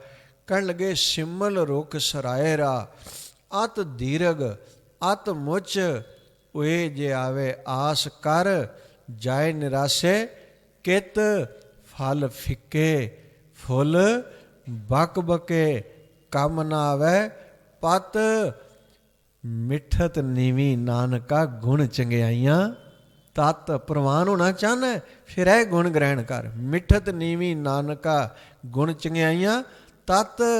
ਆਪਣੇ ਲਈ ਤੇ ਹਰ ਕੋਈ ਨਿਉਂਦਾ, ਸਵਾਦ ਇਸ ਗੱਲ ਦਾ ਕਿਸੇ ਲਈ ਨੀਵੇਂ। ਸਭ ਕੋ ਨਿਵੇਂ ਆਪ ਕੋ, ਪਰ ਕੋ ਨਿਵੇਂ ਨਾ ਕੋਏ। ਕਹਿਣ ਲੱਗੇ ਜੇ ਤਰਾਜੂ ਤੋਂ ਕੁਝ ਸਿੱਖਣਾ ਹੀ ਨਾ ਤੇ ਸਿੱਖ ਕਿ ਤਰਾਜੂ ਉਹ ਵਧੀਆ ਮੰਨਿਆ ਜਾਂਦਾ ਜਿਹੜਾ ਪਾਸਾ ਨੀਵਾਂ ਹੋਵੇ, ਨੀਵਾਂ ਹੋਵੇ। ਝੁਕਣ ਦੀ ਆਦਤ ਪਾ, ਝੁਕਣ ਦੀ। ਧਰ ਤਰਾਜੂ ਤੋਲੀਏ ਨਿਵੇਂ ਸੋ ਗੌਰਾ ਹੋਏ। ਜਦੋਂ ਭਾਈ ਸਾਹਿਬ ਭਾਈ ਗੁਰਦਾਸ ਜੀ ਨੇ ਸੁਣਿਆ ਨਾ ਕਿ ਮਾਲਾ ਦੇ ਮਣਕੇ 27 ਗਿਣਤੀ ਵਿੱਚ ਆਉਂਦੇ ਨੇ, ਵੱਡਾ ਗਿਣਤੀ ਵਿੱਚ ਹੀ ਨਹੀਂ ਆਉਂਦਾ, ਤੇ ਭਾਈ ਸਾਹਿਬ ਭਾਈ ਗੁਰਦਾਸ ਜੀ ਕਹਿੰਦੇ ਨੇ ਉਹਨੂੰ ਪੁੱਛਿਆ ਫਿਰ ਕਰਨਾ ਕੀ ਚਾਹੀਦਾ, ਕਰਨਾ ਕੀ ਚਾਹੀਦਾ? ਉਹ ਕਹਿੰਦਾ ਜੀ ਨੀਵਿਆਂ ਦੀ ਗਿਣਤੀ ਵਿੱਚ ਰਹਿ, ਨੀਵਿਆਂ ਦੀ। ਨੀਵਿਆਂ ਦੀ ਗਿਣਤੀ ਵਿੱਚ ਰਹਿ, ਛੋਟਾ ਬਣ ਕੇ ਰਹਿ, ਜਿਵੇਂ ਮਾਲਾ ਦੇ ਮਣਕੇ ਛੋਟੇ ਨੇ ਨਾ ਉਹਨਾਂ ਵਿੱਚ ਰਹਿ। ਤੇ ਪੁੱਛਿਆ ਜੇ ਛੋਟਾ ਬਣ ਕੇ ਰਵਾਂਗਾ, ਵੱਡਾ ਗਿਣਤੀ ਵਿੱਚ ਨਹੀਂ ਆਉਂਦਾ, ਤੇ ਛੋਟੇ ਬਣਨ ਦਾ ਕੀ ਫਾਇਦਾ? ਛੋਟੇ ਬਣਨ ਦਾ ਵੀ ਕੋਈ ਫਾਇਦਾ ਹੈ? ਕਹਿਣ ਲੱਗੇ ਹਾਂ। ਭਾਈ ਗੁਰਦਾਸ ਜੀ ਕਹਿੰਦੇ ਕੀ ਫਾਇਦਾ ਛੋਟੇ ਹੋਣ ਦਾ? ਕਹਿਣ ਲੱਗੇ ਜਿਹੜਾ ਛੋਟਾ ਹੋ ਕੇ ਰਹਿੰਦਾ ਹੈ ਨਾ ਉਹਨੂੰ ਮਾਲਕ ਵੱਡਾ ਕਰ ਦਿੰਦਾ, ਜਿਹੜਾ ਨੀਵਾਂ ਹੋ ਕੇ ਰਹਿੰਦਾ ਉਹਨੂੰ ਮਾਲਕ ਉੱਚਾ ਕਰ ਦਿੰਦਾ। ਫਿਰ ਆਪਾਂ ਸਵਾਲ ਕਰਕੇ ਪੁੱਛੀਏ ਸਤਿਗੁਰੂ ਕਿੰਨਾ ਉੱਚਾ ਕਰ ਦਿੰਦਾ, ਕਿੰਨਾ ਉੱਚਾ? ਹੁਣ ਭਾਈ ਲਹਿਣਾ ਜੀ ਜਦੋਂ ਧੰਨ ਗੁਰੂ ਨਾਨਕ ਸਾਹਿਬ ਮਹਾਰਾਜ ਜੀ ਦੇ ਅੱਗੇ ਸੀਸ ਝੁਕਾਉਣ ਲੱਗੇ ਨੇ ਨਾ, ਅਰਪਣ ਕਰਨ ਲੱਗੇ ਨੇ ਸੀਸ, ਤੇ ਧੰਨ ਗੁਰੂ ਨਾਨਕ ਸਾਹਿਬ ਮਹਾਰਾਜ ਜੀ ਨੇ ਐਡਾ ਉੱਚਾ ਕਰ ਦਿੱਤਾ ਕਿ ਆਪਣੇ ਸਿੰਘਾਸਣ 'ਤੇ ਹੀ ਵਿਰਾਜਮਾਨ ਕਰ ਦਿੱਤਾ। ਭਾਈ ਲਹਿਣਾ ਜੀ ਨੂੰ ਆਪਣੇ ਸਿੰਘਾਸਣ 'ਤੇ ਐਡਾ ਉੱਚਾ ਕਰ ਦਿੱਤਾ। ਪੁੱਛਿਆ ਕਿੰਨਾ ਉੱਚਾ? ਕਹਿਣ ਲੱਗੇ ਏਤ ਰਾਹ ਮਾਲਕ ਜਿਹਦੇ 'ਤੇ ਰਹਿਮਤ ਕਰੇ ਉਹ ਨੀਵਾਂ ਹੋ ਕੇ ਰਵੇ, ਨਿਮਰਤਾਵਾਨ ਹੋ ਕੇ ਰਵੇ, ਤੇ ਮਾਲਕ ਪਤਾ ਕਿੱਡਾ ਵੱਡਾ ਕਰ ਦਿੰਦਾ। ਪੁੱਛਿਆ ਕਿੱਡਾ ਵੱਡਾ? ਕਹਿਣ ਲੱਗੇ ਮਾਲਕ ਆਪਣੇ ਜਿੱਡਾ ਵੱਡਾ ਕਰ ਦਿੰਦਾ। ਤੇ ਰੋਜ਼ ਪੜ੍ਹਦੇ ਹਾਂ ਏਤ ਰਾਹ ਪਤ ਪਵਣੀਆਂ ਚੜੀਏ ਹੋਏ 21। 21 ਦਾ ਮਤਲਬ 21 ਨਹੀਂ, 21 ਦਾ ਮਤਲਬ ਹੈ ਇੱਕ ਈਸ਼ਵਰ ਦਾ ਰੂਪ ਬਣ ਜਾਂਦਾ ਉਹ ਵਿਅਕਤੀ ਜਿਹੜਾ ਐਸੇ ਮਾਰਗ 'ਤੇ ਚੱਲਦਾ। ਤੇ ਸਤਿਗੁਰੂ ਮਹਾਰਾਜ ਜੀ ਕਹਿਣ ਲੱਗੇ ਉਹ ਭੋਲਿਆ ਜੇ ਨਿਮਣਾ ਹੀ ਤੇ ਫਿਰ ਗੁਰੂ ਅੱਗੇ ਨਿਮ, ਜਿਹੜਾ ਨਿਮ ਜਾਂਦਾ ਉਹ ਪ੍ਰਵਾਨ ਹੋ ਜਾਂਦਾ। ਤੇ ਧੰਨ ਗੁਰੂ ਨਾਨਕ ਸਾਹਿਬ ਮਹਾਰਾਜ ਜੀ ਦੇ ਜਦੋਂ ਸਾਹਮਣੇ ਗਏ ਨਾ, ਕਿਸੇ ਕੋਲੋਂ ਪੁੱਛਿਆ ਤੇ ਉਸ ਨੇ ਜਵਾਬ ਦਿੱਤਾ ਹਾਂਜੀ ਇਹੋ ਹੀ ਸ੍ਰੀ ਗੁਰੂ ਨਾਨਕ ਨਿਰੰਕਾਰੀ ਨੇ। ਚਰਨਾਂ 'ਤੇ ਡਿੱਗਾ, ਬਸ ਹੁਣ ਸੀਸ ਆ ਗਿਆ ਧੰਨ ਗੁਰੂ ਨਾਨਕ ਜੀ ਦੇ ਚਰਨਾਂ 'ਤੇ, ਚਰਨਾਂ 'ਤੇ ਡਿੱਗਾ, ਤਾਣ ਰਿਹਾ ਨਾ ਸਰੀਰ ਵਿੱਚ। ਇੱਦਾਂ ਡਿੱਗੇ ਇਸ ਚਰਨਾਂ 'ਤੇ ਜਿਵੇਂ ਸਰੀਰ ਵਿੱਚ ਕੋਈ ਬਲ ਹੀ ਨਹੀਂ ਹੁੰਦਾ, ਜਿਵੇਂ ਮੁਰਦਾ ਡਿੱਗਦਾ। ਚਰਨਾਂ 'ਤੇ ਡਿੱਗਾ, ਤਾਣ ਰਿਹਾ ਨਾ ਸਰੀਰ ਵਿੱਚ, ਇਹੋ ਤੀਰ ਵਾਇਆ ਉਸ ਬਿਰਧ ਸ਼ਿਕਾਰੀ ਨੇ, ਕਿਤੇ ਨਹੀਂ ਉਹ ਜਾਣਾ ਹੁਣ ਤੇ ਇੱਥੇ ਹੀ ਉਹ ਰਹਿਣਾ ਏ। ਸੌਦਾ ਲੱਭ ਲਿਆ ਮੈਂ ਤੇ ਖਪੇ ਹੋਏ ਵਪਾਰੀ ਨੇ।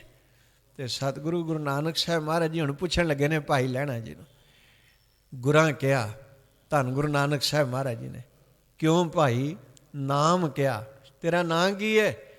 ਕਿੱਥੇ ਜਾਣਾ ਈ? ਕਹੋ ਕੋਈ ਬਚਨ ਜੇ ਅਸਾਂ ਤਾਂ ਹੀ ਕਹਿਣਾ ਈ। ਤੇਰਾ ਨਾਂ ਕੀ ਹੈ? ਤੂੰ ਕਿੱਥੇ ਜਾਣਾ ਹੈ? ਕੋਈ ਗੱਲ ਸਾਨੂੰ ਕਹਿਣਾ ਚਾਹਨਾ ਕਹਿ। ਲਹਿਣੇ ਅੱਗੋਂ ਆਖਿਆ ਕਿ ਮੇਰਾ ਨਾਮ ਲੈਣਾ ਹੈ, ਕਿਤੇ ਨਹੀਂ ਉਹ ਜਾਣਾ, ਹੁਣ ਤੇ ਇੱਥੇ ਹੀ ਉਹ ਰਹਿਣਾ। ਹੁਣ ਨਹੀਂ ਜਾਣਾ ਕਿਤੇ। ਜਿਹਦਾ ਸੀਸ ਧੰਨ ਗੁਰੂ ਗੁਰੂ ਨਾਨਕ ਸਾਹਿਬ ਮਹਾਰਾਜ ਜੀ ਦੇ ਚਰਨਾਂ ਤੇ ਝੁਕ ਗਿਆ, ਉਹਨੂੰ ਹੋਰ ਕਿਤੇ ਜਾਣ ਦੀ ਜ਼ਰੂਰਤ ਹੀ ਨਹੀਂ। ਸਾਧ ਸੰਗਤ, ਹੈ ਕੋਈ ਜ਼ਰੂਰਤ ਕਿਤੇ ਜਾਣ ਦੀ? ਜਿਹਦਾ ਸੀਸ ਗੁਰੂ ਨਾਨਕ ਦੇ ਚਰਨਾਂ ਤੇ ਝੁਕ ਗਿਆ, ਧੰਨ ਗੁਰੂ ਗੁਰੂ ਨਾਨਕ ਸਾਹਿਬ ਮਹਾਰਾਜ ਜੀ ਨੇ ਉਹਨੂੰ ਐਸੀਆਂ ਰਹਿਮਤਾਂ ਨਾਲ, ਐਸੀ ਬਖਸ਼ਿਸ਼ ਨਾਲ, ਐਸੀ ਕਿਰਪਾ ਨਾਲ ਨਵਾਜ ਦਿੱਤਾ, ਜਿਹੜੀ ਕਿਰਪਾ ਬਿਆਨ ਹੀ ਨਹੀਂ ਹੋ ਸਕਦੀ। ਧੰਨ ਗੁਰੂ ਗੁਰੂ ਨਾਨਕ ਸਾਹਿਬ ਮਹਾਰਾਜ ਜੀ ਦੇ ਆਗਮਨ ਦਾ ਦ੍ਰਿਸ਼ ਧਿਆਨ ਵਿੱਚ ਲਿਆਈਏ। ਧੰਨ ਗੁਰੂ ਗੁਰੂ ਨਾਨਕ ਸਾਹਿਬ ਮਹਾਰਾਜ ਜੀ ਦਾ ਆਗਮਨ ਹੋਇਆ, ਦੌਲਤਾ ਦਾਈ ਆਈ। ਪਿਤਾ ਕਲਿਆਣ ਦਾਸ ਨੂੰ ਕਹਿਣ ਲੱਗੀ, ਮਹਿਤਾ ਜੀ ਵਧਾਈ ਹੋਵੇ। ਅੱਗੋਂ ਪਿਤਾ ਨੇ ਕਿਹਾ, ਤੁਸਾਂ ਨੂੰ ਵੀ ਵਧਾਈ ਹੋਵੇ। ਜਦੋਂ ਵਧਾਈ ਦਿੱਤੀ ਨਾ ਵੀ ਪੁੱਤਰ ਦੀ ਦਾਤ ਆਈ ਹੈ, ਤੇ ਧੰਨ ਗੁਰੂ ਗੁਰੂ ਨਾਨਕ ਸਾਹਿਬ ਮਹਾਰਾਜ ਜੀ ਦੇ ਪੂਜਨੀਕ ਪਿਤਾ, ਧੰਨ ਧੰਨ ਪਿਤਾ, ਧੰਨ ਧੰਨ ਕੁਲ, ਧੰਨ ਧੰਨ ਸੋ ਜਨਨੀ ਜਿਨ ਗੁਰੂ ਜਣਿਆ ਮਾਏ। ਦੌਲਤਾਂ ਮੰਗ ਕੀ ਚਾਹੀਦਾ? ਤੂੰ ਆਖਿਆ ਸੀ ਜਦੋਂ ਤੁਹਾਡੇ ਘਰ ਪੁੱਤਰ ਦੀ ਦਾਤ ਆਏਗੀ ਮੈਂ ਆਹ ਮੰਗ ਕੇ ਲਵਾਂਗੀ, ਮੈਂ ਆਹ ਮੰਗ ਕੇ ਲਵਾਂਗੀ, ਆਹ ਮੰਗ ਕੇ ਲਵਾਂਗੀ। ਮੰਗ ਕੀ ਚਾਹੀਦਾ? ਤੇ ਅੱਗੋਂ ਦੌਲਤਾਂ ਪਤਾ ਕੀ ਕਹਿੰਦੀ ਹੈ? ਕਹਿਣ ਲੱਗੀ ਮੈਂ ਰੱਜ ਗਈ, ਮੈਨੂੰ ਕੁਝ ਵੀ ਨਹੀਂ ਚਾਹੀਦਾ। ਕੀ ਆਖਿਆ? ਰੱਜ ਗਈ, ਮੈਨੂੰ ਕੁਝ ਵੀ ਨਹੀਂ ਚਾਹੀਦਾ। ਤੈਨੂੰ ਕੁਝ ਨਹੀਂ ਚਾਹੀਦਾ? ਪਹਿਲੇ ਆਖਦੀ ਸੀ ਆਹ ਲਵਾਂਗੀ, ਮੰਗ ਕੇ ਆਹ ਲਵਾਂਗੀ, ਹੁਣ ਕੁਝ ਵੀ ਨਹੀਂ ਚਾਹੀਦਾ, ਤੂੰ ਰੱਜ ਕਿਵੇਂ ਗਈ? ਤੇ ਜਵਾਬ ਸੁਣਿਓ ਜੇ ਪਤਾ ਉਹਨੇ ਕੀ ਆਖਿਆ। ਕਹਿਣ ਲੱਗੀ ਮੈਨੂੰ ਦੋ ਚੀਜ਼ਾਂ ਮਿਲ ਗਈਆਂ, ਹੁਣ ਕਿਸੇ ਚੀਜ਼ ਦੀ ਜ਼ਰੂਰਤ ਹੀ ਨਹੀਂ। ਪੁੱਛਿਆ ਤੈਨੂੰ ਦੋ ਚੀਜ਼ਾਂ ਕਿਹੜੀਆਂ ਮਿਲੀਆਂ? ਤੇ ਪਤਾ ਰਾਈਟਰ ਨੇ ਕੀ ਕਿਹਾ? ਦੌਲਤਾਂ ਦਾਈ ਕਹਿਣ ਲੱਗੀ ਸਭ ਤੋਂ ਪਹਿਲੀ ਚੀਜ਼ ਜਿਹੜੀ ਮੈਨੂੰ ਮਿਲੀ ਨਾ, ਇਹ ਗੱਲ ਕਵਾਂ ਸਾਧ ਸੰਗਤ, ਜਿੱਥੋਂ ਤੱਕ ਮੇਰੀ ਸਮਝ ਕੰਮ ਕਰਦੀ ਹੈ, ਉਨੀ ਦੇਰ ਮਨੁੱਖ ਰੱਜਦਾ ਨਹੀਂ ਜਿਤਨੀ ਦੇਰ ਸੰਤੋਖ ਨਾ ਆਵੇ। ਸੰਤੋਖ ਨਾ ਆਵੇ। ਸੰਸਾਰ ਦੇ ਰਾਜਾ ਪਤਾ ਕਿਹਨੂੰ ਕਹਿੰਦੇ ਨੇ? ਰਾਜਾ ਉਹਨੂੰ ਕਹਿੰਦੇ ਨੇ ਜਿਹੜਾ ਰੱਜ ਜਾਏ, ਜਿਹੜਾ ਰੱਜ ਜਾਏ ਉਹਨੂੰ ਰਾਜਾ ਕਹਿੰਦੇ ਨੇ। ਪਰ ਰਾਜਾ ਬਣ ਕੇ ਵੀ ਮਨੁੱਖ ਰੱਜਦਾ ਨਹੀਂ ਸਾਧ ਸੰਗਤ, ਰੱਜਦਾ ਹੀ ਨਹੀਂ ਰਾਜਾ ਬਣ ਕੇ ਵੀ। ਦੌਲਤਾਂ ਦਾਈ ਵਰਗਾ ਸੰਤੋਖੀ ਕਿੱਥੋਂ ਲੱਭੇਗਾ? ਪਤਾ ਕੀ ਕਹਿੰਦੀ? ਮੈਨੂੰ ਕੁਝ ਨਹੀਂ ਚਾਹੀਦਾ, ਮੈਂ ਰੱਜ ਗਈ, ਮੈਨੂੰ ਦੋ ਚੀਜ਼ਾਂ ਮਿਲ ਗਈਆਂ। ਪੁੱਛਿਆ ਤੈਨੂੰ ਕੀ ਮਿਲਿਆ? ਪਤਾ ਕੀ ਕਹਿੰਦੀ? ਕਹਿਣ ਲੱਗੀ ਸਭ ਤੋਂ ਪਹਿਲੀ ਚੀਜ਼ ਮਿਲੀ ਮੈਨੂੰ, ਜਦੋਂ ਇਸ ਬਾਲਕ ਨੇ ਜਨਮ ਲਿਆ ਨਾ, ਇਹਨੇ ਜਦੋਂ ਮੇਰੇ ਵੱਲ ਵੇਖਿਆ, ਮੈਨੂੰ ਇੱਦਾਂ ਲੱਗਿਆ ਜਿਵੇਂ ਇਹਨੇ ਮੇਰੇ ਤੇ ਕਿਰਪਾ ਦ੍ਰਿਸ਼ਟੀ ਕਰ ਦਿੱਤੀ ਹੈ। ਕਿਰਪਾ ਦ੍ਰਿਸ਼ਟੀ। ਹੁਣ ਸੁਣਿਓ ਜੇ ਗੁਰਬਾਣੀ ਵਿੱਚੋਂ ਵੀ ਕਿਰਪਾ ਦ੍ਰਿਸ਼ਟੀ ਵਿੱਚੋਂ ਲੱਭਦਾ ਕੀ ਹੈ। ਅੱਛਾ ਤੇਰੇ ਤੇ ਕਿਰਪਾ ਦ੍ਰਿਸ਼ਟੀ ਕਰ ਦਿੱਤੀ, ਤੇਰੇ ਵੱਲ ਕਿਰਪਾ ਨਾਲ ਵੇਖ ਲਿਆ? ਕਹਿਣ ਲੱਗੀ ਹਾਂ। ਪੁੱਛਿਆ ਦੂਜੀ ਚੀਜ਼ ਕਿਹੜੀ ਮਿਲੀ? ਕਹਿਣ ਲੱਗੀ ਸੰਸਾਰ ਤੇ ਜਿੰਨੇ ਵੀ ਬਾਲ ਜਨਮ ਲੈਂਦੇ ਨੇ ਨਾ, ਜਿੰਨੇ ਵੀ ਬਾਲ, ਚਾਹੇ ਉਹ ਕਿਸੇ ਘਰ ਬੱਚਾ ਜਨਮ ਲਵੇ, ਚਾਹੇ ਉਹ ਬੱਚੀ ਜਨਮ ਲਵੇ, ਉਹ ਰੋਂਦੇ ਨੇ ਸਾਧ ਸੰਗਤ। ਆਪਾਂ ਸਾਰੇ ਗ੍ਰਸਤੀ ਹਾਂ, ਸਾਨੂੰ ਪਤਾ ਹੈ। ਡਾਕਟਰ ਸਾਹਿਬਾਨ ਦੀ ਰਾਏ ਹੈ, ਅਗਰ ਬੱਚਾ ਜਨਮ ਲੈ ਕੇ, ਚਾਹੇ ਬੱਚੀ ਜਨਮ ਲੈ ਕੇ ਰੋਵੇ ਨਾ ਤੇ ਡਾਕਟਰ ਉਹਨੂੰ ਚੂੰਡੀ ਮਾਰ ਕੇ ਰਵਾਉਂਦੇ ਨੇ ਵੀ ਬੱਚੇ ਦੀ ਤੰਦਰੁਸਤੀ ਦਾ ਪਤਾ ਲੱਗਦਾ ਹੈ। ਤੰਦਰੁਸਤੀ ਦਾ ਵੀ ਬੱਚਾ ਰੋਵੇ ਨਾ, ਫਿਰ ਪਤਾ ਲੱਗਦਾ ਵੀ ਬੱਚਾ ਤੰਦਰੁਸਤ ਹੈ। ਰੋਂਦੇ ਨੇ ਬੱਚੇ, ਪਰ ਦੌਲਤਾਂ ਦਾਈ ਕਹਿਣ ਲੱਗੀ ਇੱਕ ਅਚਰਜ ਬਾਲਕ ਸੰਸਾਰ ਤੇ ਆਇਆ। ਪੁੱਛਿਆ ਅਚਰਜ ਤਾਂ ਇਹਦੇ 'ਚ ਕੀ ਹੈ? ਕਹਿਣ ਲੱਗੀ ਸਗਲ ਬਾਲ ਜਨਮਤ ਹੀ ਰੋਤੇ, ਇਹ ਤੋ ਬਿਸਮਤ ਜਿਉ ਆਨੰਦ ਹੋਤੇ। ਕਹਿਣ ਲੱਗੇ ਇਹ ਅਚਰਜ ਬਾਲਕ ਸੰਸਾਰ ਤੇ ਆਇਆ, ਇਹ ਇਹਨੇ ਜਦੋਂ ਜਨਮ ਲਿਆ ਨਾ ਤੇ ਮੁਸਕਰਾ ਰਿਹਾ ਸੀ, ਮੈਨੂੰ ਇਹਦੀ ਮੁਸਕਰਾਹਟ ਮਿਲ ਗਈ ਤੇ ਮੈਨੂੰ ਇਉਂ ਭਾਸਿਆ ਜਿਵੇਂ ਸੰਸਾਰ ਦੇ ਰੋਂਦੇ ਜੀਵਾਂ ਨੂੰ ਮੁਸਕਰਾਹਟ ਵੰਡਣ ਵਾਸਤੇ ਆਇਆ। ਬਾਬਾ ਦੇਖੇ ਧਿਆਨ ਧਰ, ਜਲਤੀ ਸਭ ਪ੍ਰਿਥਵੀ ਦਿਸਿਆਈ, ਬਾਝੋਂ ਗੁਰੂ ਗੁਬਾਰ ਹੈ ਕਰਦੀ ਸੁਣੀ ਲੁਕਾਈ। ਬਾਬੇ ਭੇਖ ਬਣਾਇਆ ਉਦਾਸੀ ਕੀ ਰੀਤ ਚਲਾਈ, ਚੜਿਆ ਸੋਧਣ ਧਰਤ ਲੁਕਾਈ। ਕਹਿਣ ਲੱਗੀ ਮੈਨੂੰ ਕੁਝ ਵੀ ਨਹੀਂ ਚਾਹੀਦਾ, ਮੈਨੂੰ ਕਿਰਪਾ ਦ੍ਰਿਸ਼ਟੀ ਮਿਲ ਗਈ, ਮੈਨੂੰ ਬਾਲ ਦੀ ਮੁਸਕਰਾਹਟ ਮਿਲ ਗਈ। ਤੇ ਅਸੀਂ ਗੁਰਬਾਣੀ ਵਿੱਚੋਂ ਪੁੱਛੀਏ ਸਤਿਗੁਰੂ ਮਹਾਰਾਜ ਜੀ ਨੂੰ ਵੀ ਜੇ ਮਾਲਕ ਕਿਰਪਾ ਦੀ ਨਿਗਾਹ ਨਾਲ ਵੇਖ ਲਵੇ ਹੁੰਦਾ ਕੀ ਹੈ? ਹੁੰਦਾ ਹੈ ਕੁਝ ਕਿਰਪਾ ਦੀ ਨਿਗਾਹ ਨਾਲ? ਸਤਿਗੁਰੂ ਕਹਿਣ ਲੱਗੇ ਹਾਂ। ਪੁੱਛਿਆ ਕੀ ਮਿਲਦਾ ਹੈ? ਵੀ ਜਿਹੜੀ ਦੌਲਤਾਂ ਰੱਜ ਗਈ ਉਹਨੂੰ ਕਿਰਪਾ ਦ੍ਰਿਸ਼ਟੀ ਵਿੱਚੋਂ ਕੀ ਮਿਲਿਆ? ਤੇ ਇਹਦਾ ਜਵਾਬ ਸਤਿਗੁਰੂ ਜੀ ਦੀ ਬਾਣੀ ਨੇ ਦਿੱਤਾ। ਕਹਿਣ ਲੱਗੇ ਪ੍ਰੈ ਪੇਖੀ ਦ੍ਰਿਸ਼ਟ, ਅਗਰ ਮਾਲਕ ਪਿਆਰ ਦੀ ਨਿਗਾਹ ਨਾਲ ਸਿਰਫ ਵੇਖ ਲਵੇ, ਸਿਰਫ ਪਿਆਰ ਦੀ ਨਿਗਾਹ ਨਾਲ ਵੇਖ ਲਵੇ, ਕੀ ਮਿਲਦਾ ਹੈ? ਕਹਿਣ ਲੱਗੇ ਪ੍ਰੈ ਪੇਖੀ ਦ੍ਰਿਸ਼ਟ ਪਾਏ ਸਗਲ ਨਿਧਾਨ, ਸਾਰੇ ਖਜ਼ਾਨੇ ਮਿਲ ਜਾਂਦੇ ਨੇ। ਦੁਨੀਆ ਦਾ ਕੋਈ ਖਜ਼ਾਨਾ ਐਸਾ ਨਹੀਂ ਰਹਿੰਦਾ ਜਿਹਦੀ ਪ੍ਰਾਪਤੀ ਨਾ ਹੋਵੇ। ਜਿਸ ਦੌਲਤਾ ਦਾਈ ਨੂੰ ਧੰਨ ਗੁਰੂ ਨਾਨਕ ਸਾਹਿਬ ਮਹਾਰਾਜ ਜੀ ਨੇ ਪਿਆਰ ਦੀ ਨਿਗਾਹ ਨਾਲ ਵੇਖ ਲਿਆ, ਕਿਰਪਾ ਦੀ ਨਿਗਾਹ ਨਾਲ ਵੇਖ ਲਿਆ, ਰਹਿਮਤ ਦੀ ਨਿਗਾਹ ਨਾਲ ਵੇਖ ਲਿਆ, ਉਹਨੂੰ ਸਾਰੇ ਖਜ਼ਾਨੇ ਮਿਲ ਗਏ, ਉਹਨੂੰ ਹੋਰ ਕਿਸੇ ਚੀਜ਼ ਦੀ ਭੁੱਖ ਹੀ ਨਹੀਂ ਰਹੀ। ਸਾਚੇ ਨਾਮ ਕੀ ਲਾਗੈ ਭੂਖ, ਉਤ ਭੂਖੇ ਖਾਏ ਚਲੀਏ ਦੋ। ਤੁਸੀਂ ਨਾ ਥੋੜ੍ਹਾ ਸੰਕੋਚ ਕਰਦੇ ਹੋ ਪ੍ਰਮਾਣ ਪੂਰਾ ਕਰਨ ਵਿੱਚ। ਉਤ ਭੂਖੇ ਖਾਏ ਚਲੀਏ ਦੁੱਖ, ਇਹ ਗੱਲ ਨਾ ਮੈਨੂੰ ਬਾਰ-ਬਾਰ ਸੁਣਾਉਣੀ ਪੈ ਜਾਂਦੀ ਕਈ ਥਾਵਾਂ 'ਤੇ। ਦਾਸ ਕਥਾ ਕਰਨ ਵਾਸਤੇ ਗਿਆ ਤੇ ਬੇਨਤੀ ਕੀਤੀ ਵੀ ਸਾਰਿਆਂ ਨੇ ਰਲ ਕੇ ਕਥਾ ਕਰਨੀ ਹੈ, ਸਾਰਿਆਂ ਨੇ ਰਲ ਕੇ। ਕਥਾ ਦੀ ਸੰਪੂਰਨਤਾ ਹੋਈ, ਦਾਸ ਜਾਣ ਲੱਗਾ ਤੇ ਇੱਕ ਸੱਜਣ ਮੈਨੂੰ ਆਵਾਜ਼ ਮਾਰ ਕੇ ਕਹਿਣ ਲੱਗਾ ਭਾਈ ਸਾਹਿਬ ਜੀ ਜਾ ਰਹੇ ਹੋ? ਜੀ ਜਾ ਰਿਹਾ। ਕਹਿਣ ਲੱਗੇ 1 ਮਿੰਟ ਸਿਰਫ ਗੱਲ ਕਰਨੀ ਸੀ ਤੁਹਾਡੇ ਨਾਲ। ਮੈਂ ਕਿਹਾ ਹੁਕਮ ਕਰੋ। ਕਹਿਣ ਲੱਗੇ ਕੋਈ ਬਹੁਤਾ ਟਾਈਮ ਨਹੀਂ ਲਾਉਣਾ, ਸਿਰਫ 1 ਮਿੰਟ ਹੀ। ਮੈਂ ਕਿਹਾ ਦੱਸੋ। ਕਹਿਣ ਲੱਗੇ ਵੀ ਜਦੋਂ ਤੁਸੀਂ ਕਥਾ ਸ਼ੁਰੂ ਕੀਤੀ ਸੀ ਨਾ ਤੇ ਕਿਹਾ ਸੀ ਵੀ ਆਪਾਂ ਸਾਰਿਆਂ ਨੇ ਨਾ ਰਲ ਕੇ ਪ੍ਰਮਾਣ ਪੂਰੇ ਕਰਨੇ ਨੇ, ਰਲ ਕੇ ਕਥਾ ਕਰਨੀ ਹੈ। ਮੈਂ ਕਿਹਾ ਵੀ ਬਿਲਕੁਲ ਕਿਹਾ ਸੀ। ਕਹਿਣ ਲੱਗੇ ਕਥਾ ਤੇ ਫਿਰ ਅਸੀਂ ਸਾਰਿਆਂ ਨੇ ਰਲ ਕੇ ਕੀਤੀ, ਅਸੀਂ ਵੀ ਪ੍ਰਮਾਣ ਪੂਰੇ ਕੀਤੇ। ਮੈਂ ਕਿਹਾ ਬਹੁਤ ਚੰਗੀ ਗੱਲ ਹੈ। ਕਹਿਣ ਲੱਗਾ ਪਰ ਤੁਸੀਂ ਠੀਕ ਨਹੀਂ ਕਰ ਰਹੇ। ਮੈਂ ਕਿਹਾ ਮੈਂ ਠੀਕ ਕਿਉਂ ਨਹੀਂ ਕੀਤਾ? ਕਹਿਣ ਲੱਗੇ ਕਥਾ ਰਲ ਕੇ ਕਰਾ ਲਈ ਤੇ ਭੇਟਾ ਇਕੱਲੇ ਹੀ ਲੈ ਚਲੇ ਹੋ, ਭੇਟਾ ਇਕੱਲੇ ਹੀ ਲੈ ਚਲੇ ਹੋ। ਮੈਂ ਕਿਹਾ ਵੀ ਬੜੇ ਪਿਆਰ ਨਾਲ ਇਹਨੇ ਹਰ ਗੱਲ ਸੁਣੀ ਹੈ, ਹੁਣ ਇੱਥੋਂ ਲੱਭਿਓ ਜੇ ਮਿਲਣ ਕੀ ਲੱਗਾ। ਉਹਦੇ ਗੱਲ ਵਿੱਚੋਂ ਕਿਆ ਤੱਤ ਸਾਰ ਉਹਨੇ ਕੱਢ ਕੇ ਦਿੱਤਾ, ਉਹ ਤੁਹਾਡੀ ਸੇਵਾ ਵਿੱਚ ਰੱਖਣ ਲੱਗਾ। ਕਹਿੰਦਾ ਭੇਟਾ ਇਕੱਲੇ ਹੀ ਲੈ ਚਲੇ ਹੋ। ਮੈਂ ਕਿਹਾ ਵੀ ਇਹ ਵੀ ਬੜਾ ਪਿਆਰ ਵਿੱਚ ਭਿੱਜਿਆ ਸੱਜਣ ਹੈ ਜਿਹੜਾ ਇੰਨਾ ਧਿਆਨ ਰੱਖਦਾ। ਮੈਂ ਸਾਰੀ ਮਾਇਆ ਕੱਢੀ, ਉਹ ਸੱਜਣ ਦੇ ਹੱਥ ਫੜਾ ਦਿੱਤੀ।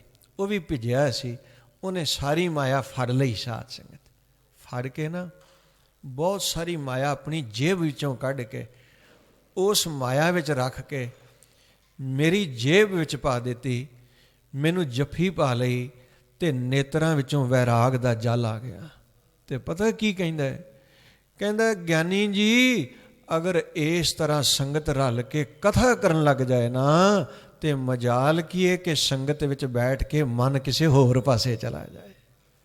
ਮਨ ਦੀ ਕੀ ਮਜਾਲ, ਕਤ ਜਾਈਏ ਰੇ ਘਰ ਲਾਗੋ ਰੰਗ, ਮੇਰਾ ਚਿਤ ਨਾ ਚਲੇ ਮਨ ਭਇਓ ਪੰਗ। ਮਨ ਦੀ ਕੀ ਜ਼ਰੂਰਤ ਹੈ ਸੰਗਤ ਵਿੱਚ ਬੈਠ ਕੇ ਇੱਧਰ ਉੱਧਰ ਦੌੜ ਜਾਏ, ਭੱਜ ਜਾਏ, ਭਰਮ ਜਾਏ, ਭਟਕ ਜਾਏ। ਨਵਦਾ ਭਗਤੀ ਆਪਨੇ ਸੁਣੀ ਹੈ ਨਾ, ਉਹਦੇ ਵਿੱਚ ਇਹ ਵੀ ਜੇ ਮਨ ਭਟਕ ਜਾਏ, ਮਨ ਪਾਸੇ ਚਲਾ ਜਾਏ ਤੇ ਉਹਨੂੰ ਪ੍ਰੇਰ ਕੇ ਵਾਪਸ ਲਿਆਉਣਾ। ਭਗਤੀ ਵਿੱਚ ਜੋੜਨਾ ਹੈ। ਤੇ ਸਾਧ ਸੰਗਤ ਧੰਨ ਗੁਰੂ ਗੁਰੂ ਨਾਨਕ ਸਾਹਿਬ ਮਹਾਰਾਜ ਜੀ ਦਾ ਜੀਵਨ ਅਸੀਂ ਪੜ੍ਹੀਏ, ਸੁਣੀਏ, ਵਿਚਾਰੀਏ। ਇੱਕ ਇੱਕ ਅੱਖਰ ਧੰਨ ਗੁਰੂ ਨਾਨਕ ਸਾਹਿਬ ਮਹਾਰਾਜ ਜੀ ਨੇ ਜਿਹੜਾ ਸਾਨੂੰ ਅਮੋਲਕ ਖਜ਼ਾਨੇ ਦਾ ਦਿੱਤਾ ਹੈ ਨਾ, ਇੱਕ ਓੰਕਾਰ ਸਤਨਾਮ ਕਰਤਾ ਪੁਰਖ ਨਿਰਭਉ ਨਿਰਵੈਰ ਅਕਾਲ ਮੂਰਤ ਅਜੂਨੀ ਸੈਭੰ ਗੁਰ ਪ੍ਰਸਾਦ। ਵੇਖੋ ਕੈਸੀ ਰਹਿਮਤ ਹੈ। ਜਪ ਆਦ ਸੱਚ ਜੁਗਾਦ ਸੱਚ ਹੈ ਵੀ ਸੱਚ ਨਾਨਕ। ਇੱਦਾਂ ਕੋਈ ਪਿਆਰ ਨਾਲ ਪੜ੍ਹੀਏ ਨਾ ਸਾਧ ਸੰਗਤ, ਹਰ ਕਾ ਬਿਲੋਵਨਾ ਬਿਲੋਵੋ ਮੇਰੇ ਭਾਈ, ਸਹਿਜ ਬਿਲੋਵੋ ਜੈਸੇ ਤਤ ਨਾ ਜਾਈ। ਮੰਜੀ ਸਾਹਿਬ ਕਥਾ ਕਰਦਿਆਂ ਦਾਸ ਨੇ ਇੱਕ ਬੇਨਤੀ ਕੀਤੀ ਸੀ, ਕੁਦਰਤੀ ਉਹ ਅੱਖਰ ਆ ਗਿਆ ਤਾਂ ਇਹ ਗੱਲ ਕਹਿਣ ਲੱਗਾ। ਧੰਨ ਗੁਰੂ ਗੁਰੂ ਅੰਗਦ ਦੇਵ ਮਹਾਰਾਜ ਜੀ ਨੇ ਕਿਹਾ ਨਾ, ਨਾਨਕ ਜਿਸ ਪਿੰਜਰ ਮੇਂ ਬਿਰਹ ਨਾਹੀ। ਜੇ ਸਰੀਰ ਵਿੱਚ ਵੈਰਾਗ ਹੀ ਨਹੀਂ, ਬਿਰੋ ਹੀ ਨਹੀਂ, ਕਹਿਣ ਲੱਗੇ ਫਿਰ ਉਹਨੂੰ ਸਾੜ ਦੇ। ਜੇ ਸੀਸ ਤੇਰਾ ਗੁਰੂ ਅੱਗੇ ਝੁਕਿਆ ਹੀ ਨਹੀਂ, ਫਿਰ ਕਿਸ ਅਰਥੇ ਇਹਨੂੰ ਬਾਲਣ ਦੀ ਜਗ੍ਹਾ ਕੁੰਨੇ ਦੇ ਵਿੱਚ, ਕੁੰਨੇ ਦੇ ਹੇਠਾਂ ਚੁੱਲ੍ਹੇ ਦੇ ਵਿੱਚ ਬਾਲ ਦੇ, ਕੀ ਫਾਇਦਾ? ਆਇਆ ਨਾ ਆਇਆ ਕਿਸੇ ਅਰਥੇ ਨਹੀਂ। ਆਵਨ ਆਏ ਸ੍ਰਿਸ਼ਟ ਮੈਂ। ਸਾਧ ਸੰਗਤ ਸਵਾਣੀ ਨੇ ਸਬਜ਼ੀ ਖਰੀਦਣੀ ਹੋਵੇ ਨਾ, ਸਬਜ਼ੀ ਉਦਾਹਰਨ ਦੇਣ ਲੱਗਾ ਗੁਰਬਾਣੀ ਵਿੱਚੋਂ, ਕੋਈ ਬਾਹਰਲੀ ਬਾਤ ਨਹੀਂ। ਮਟਰ ਲੈਣੇ ਹੋਣ ਨਾ, ਮਟਰ ਕਿਸੇ ਸਵਾਣੀ ਨੇ, ਤੇ ਭਾਈ ਮਟਰ ਵੇਚਣ ਵਾਲਾ ਆਇਆ ਹੋਵੇ ਜਾਂ ਆਪਾਂ ਆਪ ਲੈਣ ਚਲੇ ਜਾਈਏ ਮਟਰ, ਤੇ ਉਹਦੇ ਵਿੱਚ ਨਾ ਤੱਤ ਦਾਣੇ ਨਾ ਹੋਣ ਤੇ ਛਿਲਕਾ ਹੀ ਛਿਲਕਾ ਹੋਵੇ, ਤੇ ਗਾਹਕ ਕਹਿੰਦਾ ਭਾਈ ਤੇਰੇ ਕੋਲ ਜਿਹੜੀ ਸਬਜ਼ੀ ਹੈ ਨਾ ਵਧੀਆ ਨਹੀਂ, ਮੈਂ ਨਹੀਂ ਖਰੀਦਣੀ, ਇਹਦੇ ਵਿੱਚ ਮਟਰ ਤੇ ਹੈ ਹੀ ਨਹੀਂ, ਛਿੱਲੜ ਹੀ ਛਿੱਲੜ ਨੇ। ਤੇ ਸਤਿਗੁਰੂ ਮਹਾਰਾਜ ਜੀ ਕਹਿਣ ਲੱਗੇ, ਉਹ ਭੋਲਿਆ ਜਿਹਦਾ ਸਰੀਰ ਹੀ ਸਰੀਰ ਹੈ, ਅੰਦਰ ਨਾ ਭਗਤੀ ਹੈ ਨਾ ਸੀਸ ਗੁਰੂ ਅੱਗੇ ਝੁਕਿਆ, ਮੈਂ ਉਹ ਸਰੀਰ ਦਾ ਕੀ ਫਾਇਦਾ ਲੈਣਾ? ਕਣ ਬਿਨਾ ਜੈਸੇ ਥੋਥਰ ਤੁਖਾ। ਤੁਖਾ ਕਹਿੰਦੇ ਨੇ ਛਿੱਲੜ ਨੂੰ। ਇਹ ਕਾਇਆ ਕਿਸ ਅਰਥੇ ਛਿੱਲੜ ਹੀ ਰਹਿ ਗਿਆ ਜੇ ਅੰਦਰ ਰੱਬੀ ਨਾਮ ਹੀ ਨਹੀਂ। 9ਵੇਂ ਮਹੱਲੇ ਦੇ ਸ਼ਲੋਕ ਪੜ੍ਹਨ ਸੁਣਨ ਵਾਲੇ ਨਾ ਆਪਾਂ ਸਾਰੇ। ਪਹਿਲਾ ਸ਼ਲੋਕ ਗੁਰੂ ਤੇਗ ਬਹਾਦਰ ਸਾਹਿਬ ਜੀ ਨੇ ਕੋਈ ਲਾਡ ਨਹੀਂ ਕੀਤਾ। ਕਹਿਣ ਲੱਗੇ ਜੇ ਗੋਬਿੰਦ ਦੇ ਗੁਣ ਨਹੀਂ ਗਾਇਨ ਕਰੇਗਾ ਤੇ ਸਰੀਰ ਵਿਅਰਥ ਚਲਾ ਜਾਏਗਾ। ਗੁਣ ਗੋਬਿੰਦ ਗਾਇਓ ਨਹੀਂ ਜਨਮ ਅਕਾਰਥ ਕੀਨ। ਜਨਮ ਅਕਾਰਥ ਹੈ, ਵਿਅਰਥ ਹੈ, ਕਿਸੇ ਅਰਥੇ ਨਹੀਂ। ਪੁੱਛਿਆ ਫਿਰ ਕਰਾਂ ਤੇ ਕੀ ਕਰਾਂ? ਕਹਿਣ ਲੱਗੇ ਭਗਤੀ ਕਰ, ਨਾਮ ਜਪ। ਕਹਿਣ ਲੱਗੇ ਮੈਨੂੰ ਜਪਣਾ ਹੀ ਨਹੀਂ ਆਉਂਦਾ, ਕਿਵੇਂ ਜਪਾਂ? ਕਹਿਣ ਲੱਗੇ ਦੱਸਾਂ ਕਿਵੇਂ ਜਪਾਂ? ਪੁੱਛਿਆ ਕਿਵੇਂ? ਤੇ ਗੁਰੂ ਤੇਗ ਬਹਾਦਰ ਸਾਹਿਬ ਮਹਾਰਾਜ ਜੀ ਕਹਿਣ ਲੱਗੇ ਇਉਂ ਜਪੀ ਜਿਵੇਂ ਮੱਛੀ ਪਾਣੀ ਬਿਨਾਂ ਨਹੀਂ ਰਹਿ ਸਕਦੀ, ਤੂੰ ਬਾਣੀ ਬਿਨਾਂ ਨਾ ਰਹਿ ਸਕਦਾ। ਧੰਨ ਗੁਰੂ ਨਾਨਕ ਸਾਹਿਬ ਮਹਾਰਾਜ ਜੀ ਕਹਿੰਦੇ ਨਾ ਅੱਖਾਂ ਜੀਵਾਂ ਵਿਸਰੇ ਮਰ ਜਾਓ।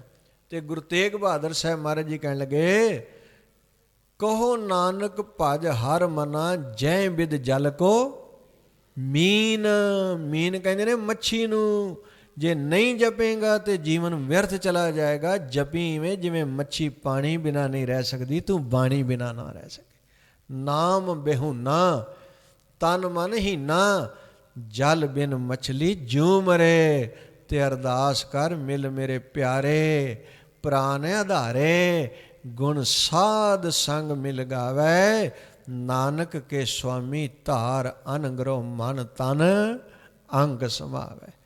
ਤੇ ਬਾਬਾ ਫਰੀਦ ਜੀ ਕਹਿੰਦੇ ਜੋ ਸਿਰ ਸਾਈਂ ਨਾ ਨਿਵੇਂ ਸੋ ਸਿਰ ਕੀਜੈ ਕਾਏ। ਕੁੰਨੇ ਹੇਠ ਜਲਾਈਏ ਬਾਲਣ ਸੰਧੈ ਥਾਏ। ਕਹਿਣ ਲੱਗੇ ਕੁੰਨੇ ਦੇ ਹੇਠਾਂ ਚੁੱਲ੍ਹੇ ਦੇ ਵਿੱਚ ਬਾਲਣ ਦੀ ਤਰ੍ਹਾਂ ਇਸ ਸਰੀਰ ਨੂੰ ਬਾਲ ਦੇ। ਹੁਣ ਬਾਲਣ ਦਾ ਵੀ ਅੰਤਰ ਹੈ ਸਾਧ ਸੰਗਤ, ਸੁਣਿਓ ਜੇ ਜਰਾ। ਬਾਲਣ ਦਾ ਵੀ ਅੰਤਰ ਹੈ। ਜੇ ਸਰੀਰ ਕਿਸੇ ਅਰਥੇ ਨਹੀਂ ਤੇ ਇਹਨੂੰ ਬਾਲ ਦੇ, ਵਿਅਰਥ ਹੈ। ਸਤਿਗੁਰੂ ਮਹਾਰਾਜ ਜੀ ਦੀ ਅੰਮ੍ਰਿਤ ਬਾਣੀ ਬਾਬਾ ਫਰੀਦ ਜੀ ਕਹਿਣ ਲੱਗੇ ਮੇਰਾ ਨਾ ਚਿੱਤ ਕਰਦਾ ਹੈ ਮੈਂ ਮਾਲਕ ਦੀ ਪ੍ਰਾਪਤੀ ਕਰਾਂ, ਮੈਂ ਮਾਲਕ ਨੂੰ ਮਿਲਾਂ, ਚਿੱਤ ਕਰਦਾ। ਤੇ ਮੈਂ ਨਾ ਮਾਲਕ ਦੀ ਭਾਲ ਸ਼ੁਰੂ ਕਰਨੀ ਹੈ। ਮਾਲਕ ਦੀ ਭਾਲ। ਪੁੱਛਿਆ ਮਾਲਕ ਦੀ ਭਾਲ ਕਰਨੀ ਹੈ? ਕਹਿਣ ਲੱਗੇ ਹਾਂ। ਪੁੱਛਿਆ ਕਿਵੇਂ ਭਾਲ ਕਰਨੀ ਹੈ? ਕਹਿਣ ਲੱਗੇ ਮੈਂ ਹਰ ਕੀਮਤ 'ਤੇ ਮਾਲਕ ਨੂੰ ਪ੍ਰਾਪਤ ਕਰਨਾ ਹੈ। मैं शरीर लैके हुण चलन लगा मालक नूं मिलण वास्ते, तो जे मैं चलदा चलदा थक जावां ना, तो मैं हटना नहीं उन्होंने मिलण तो। पुछया फिर की करोगे? कहन लगे मैं पैर उत्ते कर लवांगा तो सिर हेठां करके फिर सिर भार चलना शुरू कर दिया। पुछया इदां दी भी गल है मिलण वास्ते? कहन लगे हाँ। सिर भार हो के? कहन लगे हाँ, मैं सिर भार हो के मालक नूं मिलना है, मैं हर कीमत ते मालक नूं मिलना है। तन तपे तनूर ज्यों बालन हड बलाना, मैं अपने शरीर नूं तंदूर की तरह तपा दियां, अपनियां हड्डियां नूं बालन की तरह बाल दियां। पैरी थकां, जे मैं पैरां नाल उहनूं लभदा लभदा मिलन जांदा थक जावां, सिर जुलां।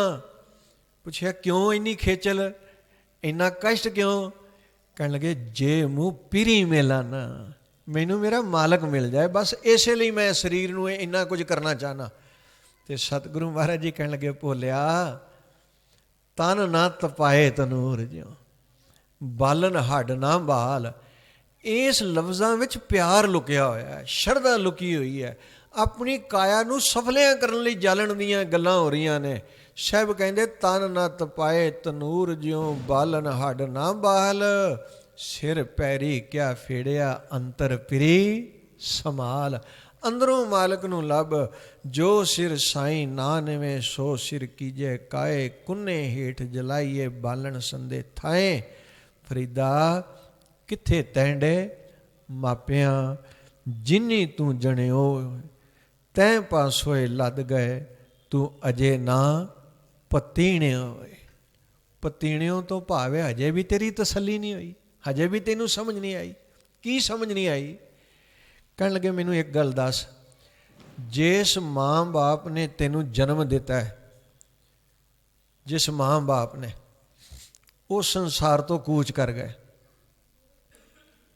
वो चले गए। सतगुरु जी की अमृत बाणी पढ़ी है, जदों दास आया ना गुरु दरबार विच मत्था टेकिया, परम सत्कारयोग ज्ञानी जी संगत नूं संथਿਆ करा रहे सन। मैं समझदा कि महापुरखों वालों वेखो किड्डी वड्डी ये महान देन है, संथਿਆ करानी साध संगत। संगत संथਿਆ कर रही, संगत विच बैठ के बड़े प्यार नाल बाणी पढ़ी जा रही है। जिथे गलती हुंदी उहदी सुधाई की जा रही है।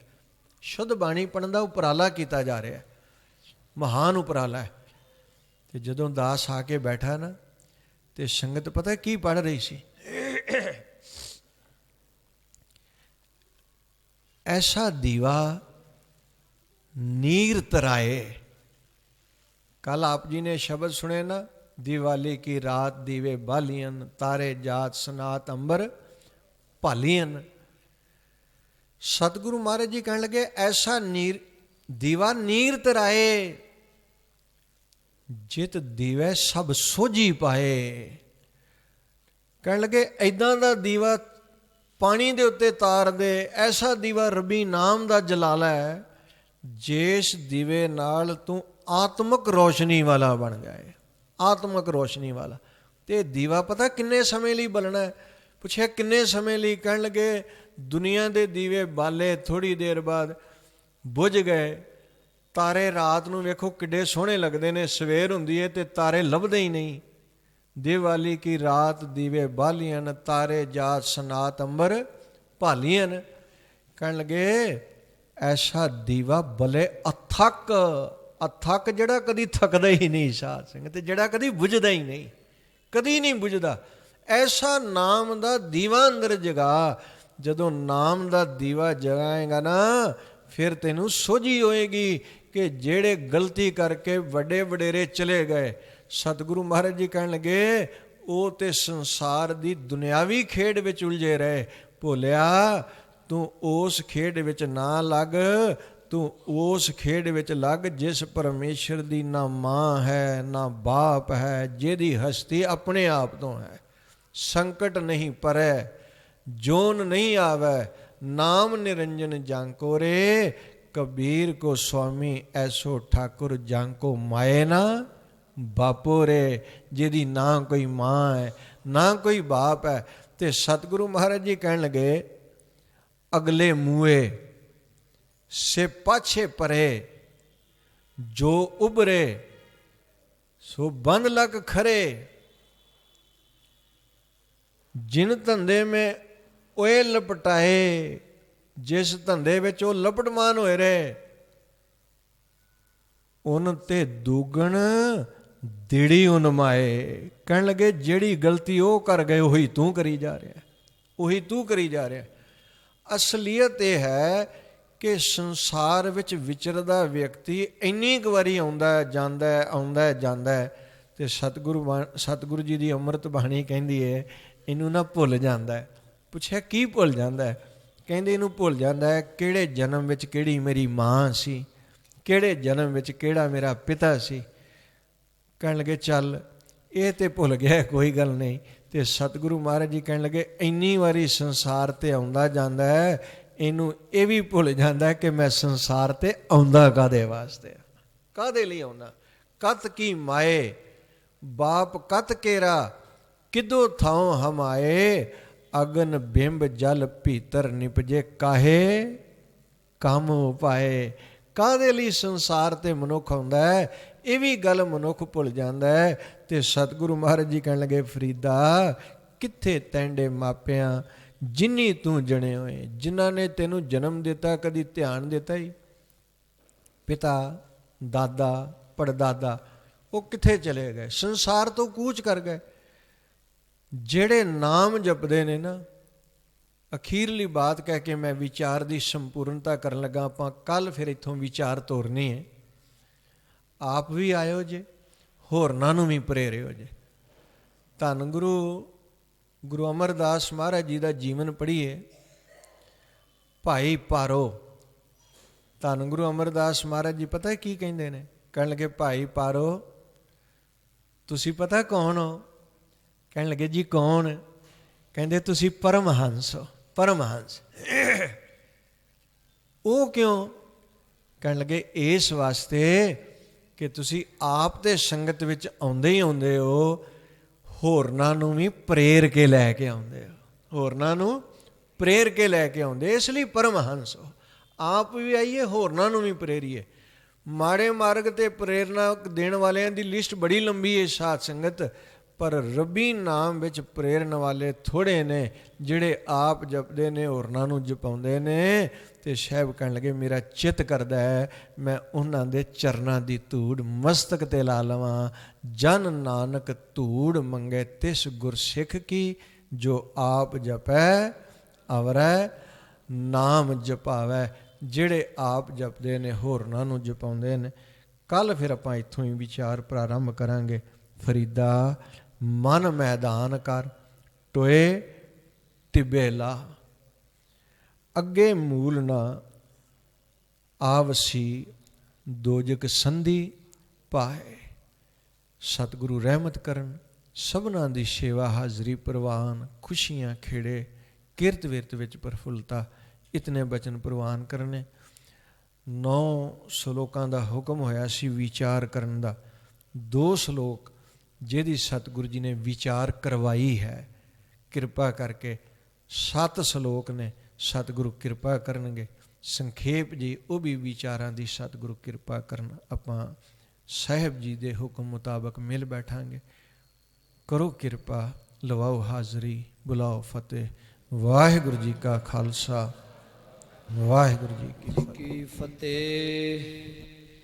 गुर प्यारी साध संगत जी, कथा कर रहे सन ज्ञानी गुरमीत सिंह जी जलंधर वाले। बहुत ही